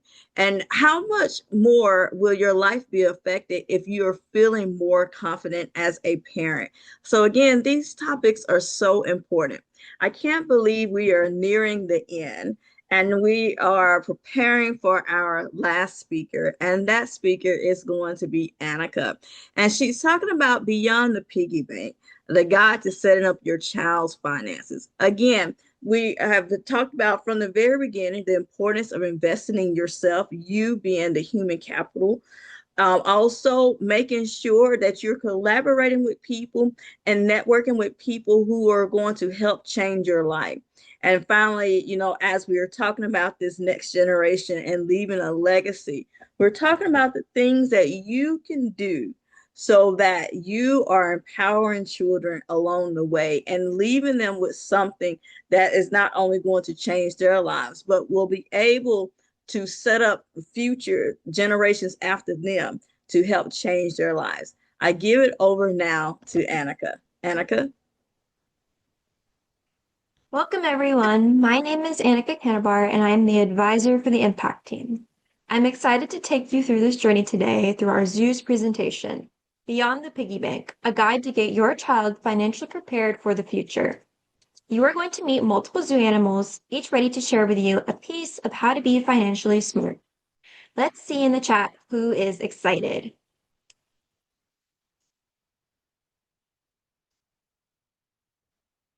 Shayla, Rithika, Sachit, yes. Let's get on a move. Let's go meet with Oinky to see what he's talking about at the barn.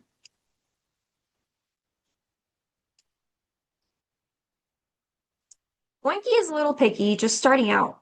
Mama Pig says that it's time to start learning about what doesn't grow on the trees. Money. Oinky doesn't want to just learn yet. Let's see what they are saying. Oinky, it's time for you to learn about the essence of money. But Mom, do I have to? At what age is it crucial that a child, or in our case, Piglet, should start to learn about money? Drop your answers in the chat.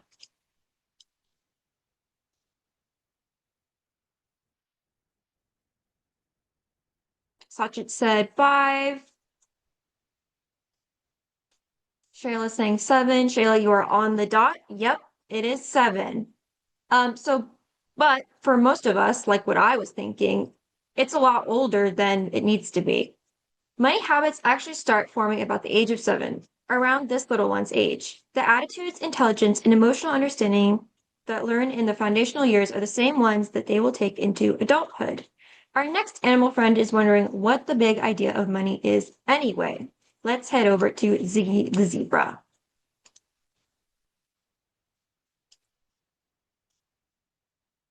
So let's talk about why money matters. I think we've all been in Ziggy's place thinking that money is just a piece of paper that we use to get what we want. But besides the obvious facts about what money brings, let's approach this from a child's developmental point of view. Ziggy the zebra is wondering, what's the big idea about money? Money is the essence of our sophisticated concept of trade-off, trading off goods like food, service such as teaching, and understanding that every single item we encounter has a trade-off value, a cause and effect relationship. Every service we do has a value to it. That value is established by money. Other important lessons children are able to learn at young age would include the acts of self-control, the power of saving, and understanding a trade-off value. Let's head over to the aquarium.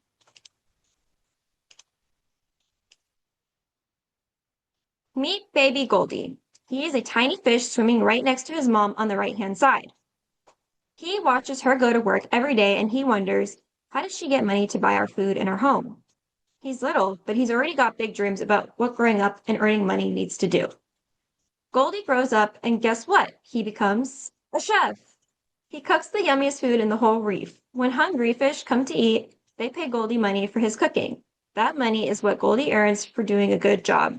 The harder he works and the better he cooks, the more fish come to visit and the more he will earn. Now Goldie has money of his own. Some of it he saves tucked away safe in a treasure chest for later. The rest he spends to take care of his little family now. He buys groceries, a cozy coral home, and treats for his babies. Every fish has to make choices about what to save and what to spend. And here's the fun part. The money Goldie spends doesn't just disappear. When he buys groceries, that money swims over to the fish he grew the food. When he pays for his home, it swims to the fish who built it. Those fish use it to feed their own families, and then they spend it too. Round and round it goes, and this is how it flows throughout the community. Now let's hear from Eli the elephant as he decides on what his future may look like. Eli wants to learn about what his future may look like. He is currently imagining himself as a lawyer. Eli has learned about the qualities that will make him the perfect lawyer. He is a great problem solver, clear speaker, and is full of curiosity. He wants to represent what is fair. These traits that we notice in our children are the lasting traits that define their characteristics, work ethic, and expansion of thinking. So how do you spot these traits in your own child? Well, you already are, every single day. You just might not be able to see it right now. But the clues show up how your child plays, what questions they ask, and what they get lost in for hours. Watch what they do when nobody tells them what to do. A child who lines up their toys by color or size might have an eye for order or detail. A child who turns every walk into 100 why questions is showing you real curiosity. The child who always wants to be the referee and make things fair. That's a strong sense of justice, just like Eli. Pay attention to what fills them up versus what drains them. So kids light up around people and love an audience. Others do their best thinking quietly, or maybe on their own. Neither one is better. They point towards different kinds of work down the road. Notice when they keep coming back to. A one-time interest is just a phase. A trait shows up again and again, different places no matter the activity. The repetition is the signal worth trusting. Here's a simple thing you can try at home. For 1 week, jot down the moments your child seems most focused, most excited, or most proud of themselves. At the end of the week, look for the pattern. You will start to see the same traits pop up over and over. And those are the ones to name out loud and cheer on. A gentle reminder, you are not picking their career for them. You are helping them discover the strengths that they will build a future on. Now, we have a baby on the way in the crocodile exhibit. Let's go see what soon-to-be parents are saying. Oh, look, here's the baby on the way. Mr. and Mrs. Chompers are having an important conversation about their little croc's future. They are concerned about what steps they can take for little Salty's financial future. The topic seems daunting, but if we head over to the chalkboard, we can see some options that Mr. and Mrs. Chompers can take. Now that we have arrived at the chalkboard, let's go over some different ways that Mr. and Mrs. Chompers can set up little Salty, their baby, for success. Number 1, custodial savings account. This is a savings account focused on growing a steady amount of income through a monthly, yearly, semi-annually stream of money for your child as they continue to grow. Once the child turns 18, they are able to fully transfer the account in their name, ready in time for big decisions that will require a lump sum. Here's the catch though. When the money grows, you do owe tax on the gains. So how do we avoid getting taxed? Something a little bit more complex. A 529 educational plan, which is a custodial savings account specifically dedicated for educational use only. It works simply like this. You invest a certain amount of money into the account, and instead of sitting there, your money gets invested. The key is that as long as the money gets spent on educational use, you are exempt from paying tax on the gains, the money that grows in the account. Now, the third one, a long game, custodial Roth IRA. This one is for the family thinking way ahead, like little Salty when she grows up. Here's how it works. If Salty earns a little money, maybe from a summer job or helping out around the zoo, Mr. and Mrs. Chompers can put that money into a Roth IRA in her name. The money gets invested and grows for decades. And here's the best part. When Salty takes it out for later in her life, she'll pay zero tax on all that growth, not a penny. The one catch is Salty has to actually earn the money first, so this becomes a fun way to teach her that working and saving go hand in hand. And setting one up is easier than you'd think. Big banks like Fidelity, Schwab, and Vanguard all offer custodial Roth IRAs, usually with no minimum to open and no monthly fees. Now, all of these require compounding. We might not understand or fully remember how compounding works. Jerry the Giraffe is going to take us back to the drawing board, and let's go over there. Jerry is going to teach us a quick lesson on how compounding works.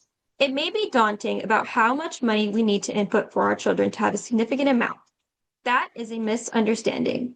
Let's use the example of $30 per month. Jerry's going to teach us.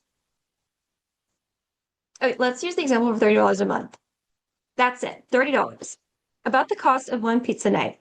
And we're putting in the account that earns 3.75% interest a year. Now watch what happens when we let it sit. So what does that 3.75% actually mean? Think of it as the account's thank you for keeping your money there. Every year, the bank pays you 3.75% on top of whatever is sitting in the account.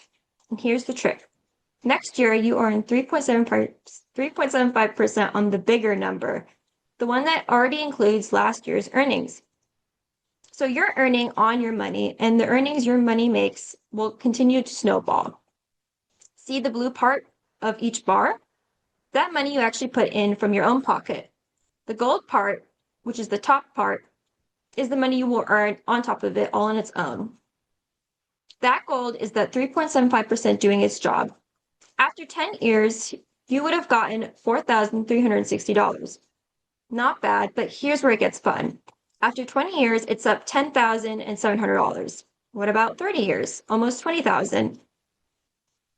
That money you never deposited. That money makes it look for you. That money made it for you just by being patient. Look how this gold slices grow, bigger and faster the longer we wait.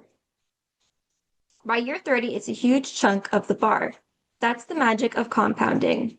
A small rate like 3.75% doesn't look like much in year one, but give it 30 years and it does a heavy lifting for you. So, the secret isn't putting in a huge amount. The secret is time. The sooner you start for your little one, the more years that 3.75% has to grow. A small deposit today beats a big deposit 10 years from now. Now that we've gotten a quick lesson from Jerry, Tiger has a couple questions on where to start. Let's get over to him. Tiger is wondering what are the next steps he should take to ensure his future will stay bright. Lucky for him, Elevated Missions Prep Inc. will guide him there. Here at Elevated Missions Prep Inc., we give parents checklists to work through their child on all kinds of skills, from math to life skills, and yes, that includes financial literacy. Those checklists come from something we call Empowerment University for Children, or EUC. Think of it as a home base for parents who want to raise capable, confident, and money-smart kids.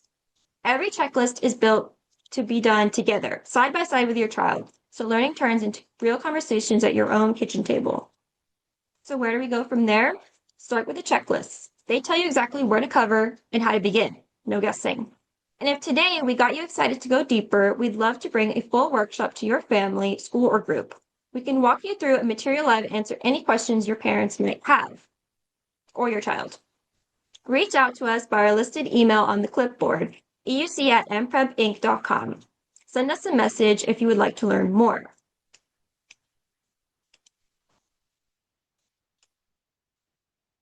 And that's a wrap. All the animals are thanking you today for being here. And remember, you don't need to be rich to raise a money smart kid. You just need to start small, start early, and start together. So go home, grab your little one, and pick one thing up from today to try this week. Head over to those priceless checklists, and that's all it will take. Thank you again. Can we get some hand claps for this wonderful presentation, as well as all the presentations that we heard today? I can't believe we're at the end. Such great work that everyone has done in educating people about what it is that they can do next. At this time, I would love for you to either drop in a chat or unmute and share what takeaway you will use this week, this month, this year. What has changed your life? I know we have Ricky here, and he's going to share what he thought about today's presentations. But share in the, like I said, in the chat, or you are welcome to raise your hand and unmute. Ricky, what did you think about today's presentations, and what are you going to take with you as you leave today? Through the presentation today, I was able to learn there's many important elements to improve and level up the business, and also the own skills and experience as well. And yeah, in the future, also with myself too, I would like to use that skills and the important elements to skill up myself and also skill up my career. I love it.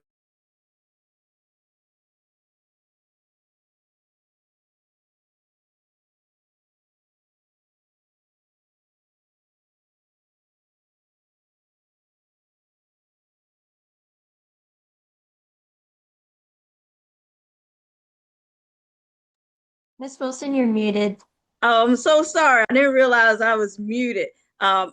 Thank you, Ricky, for sharing that insight with us. And I wanted just to read a few more comments that were in the chat. Shayla mentioned that she learned how important it is to engage in a collaborative environment.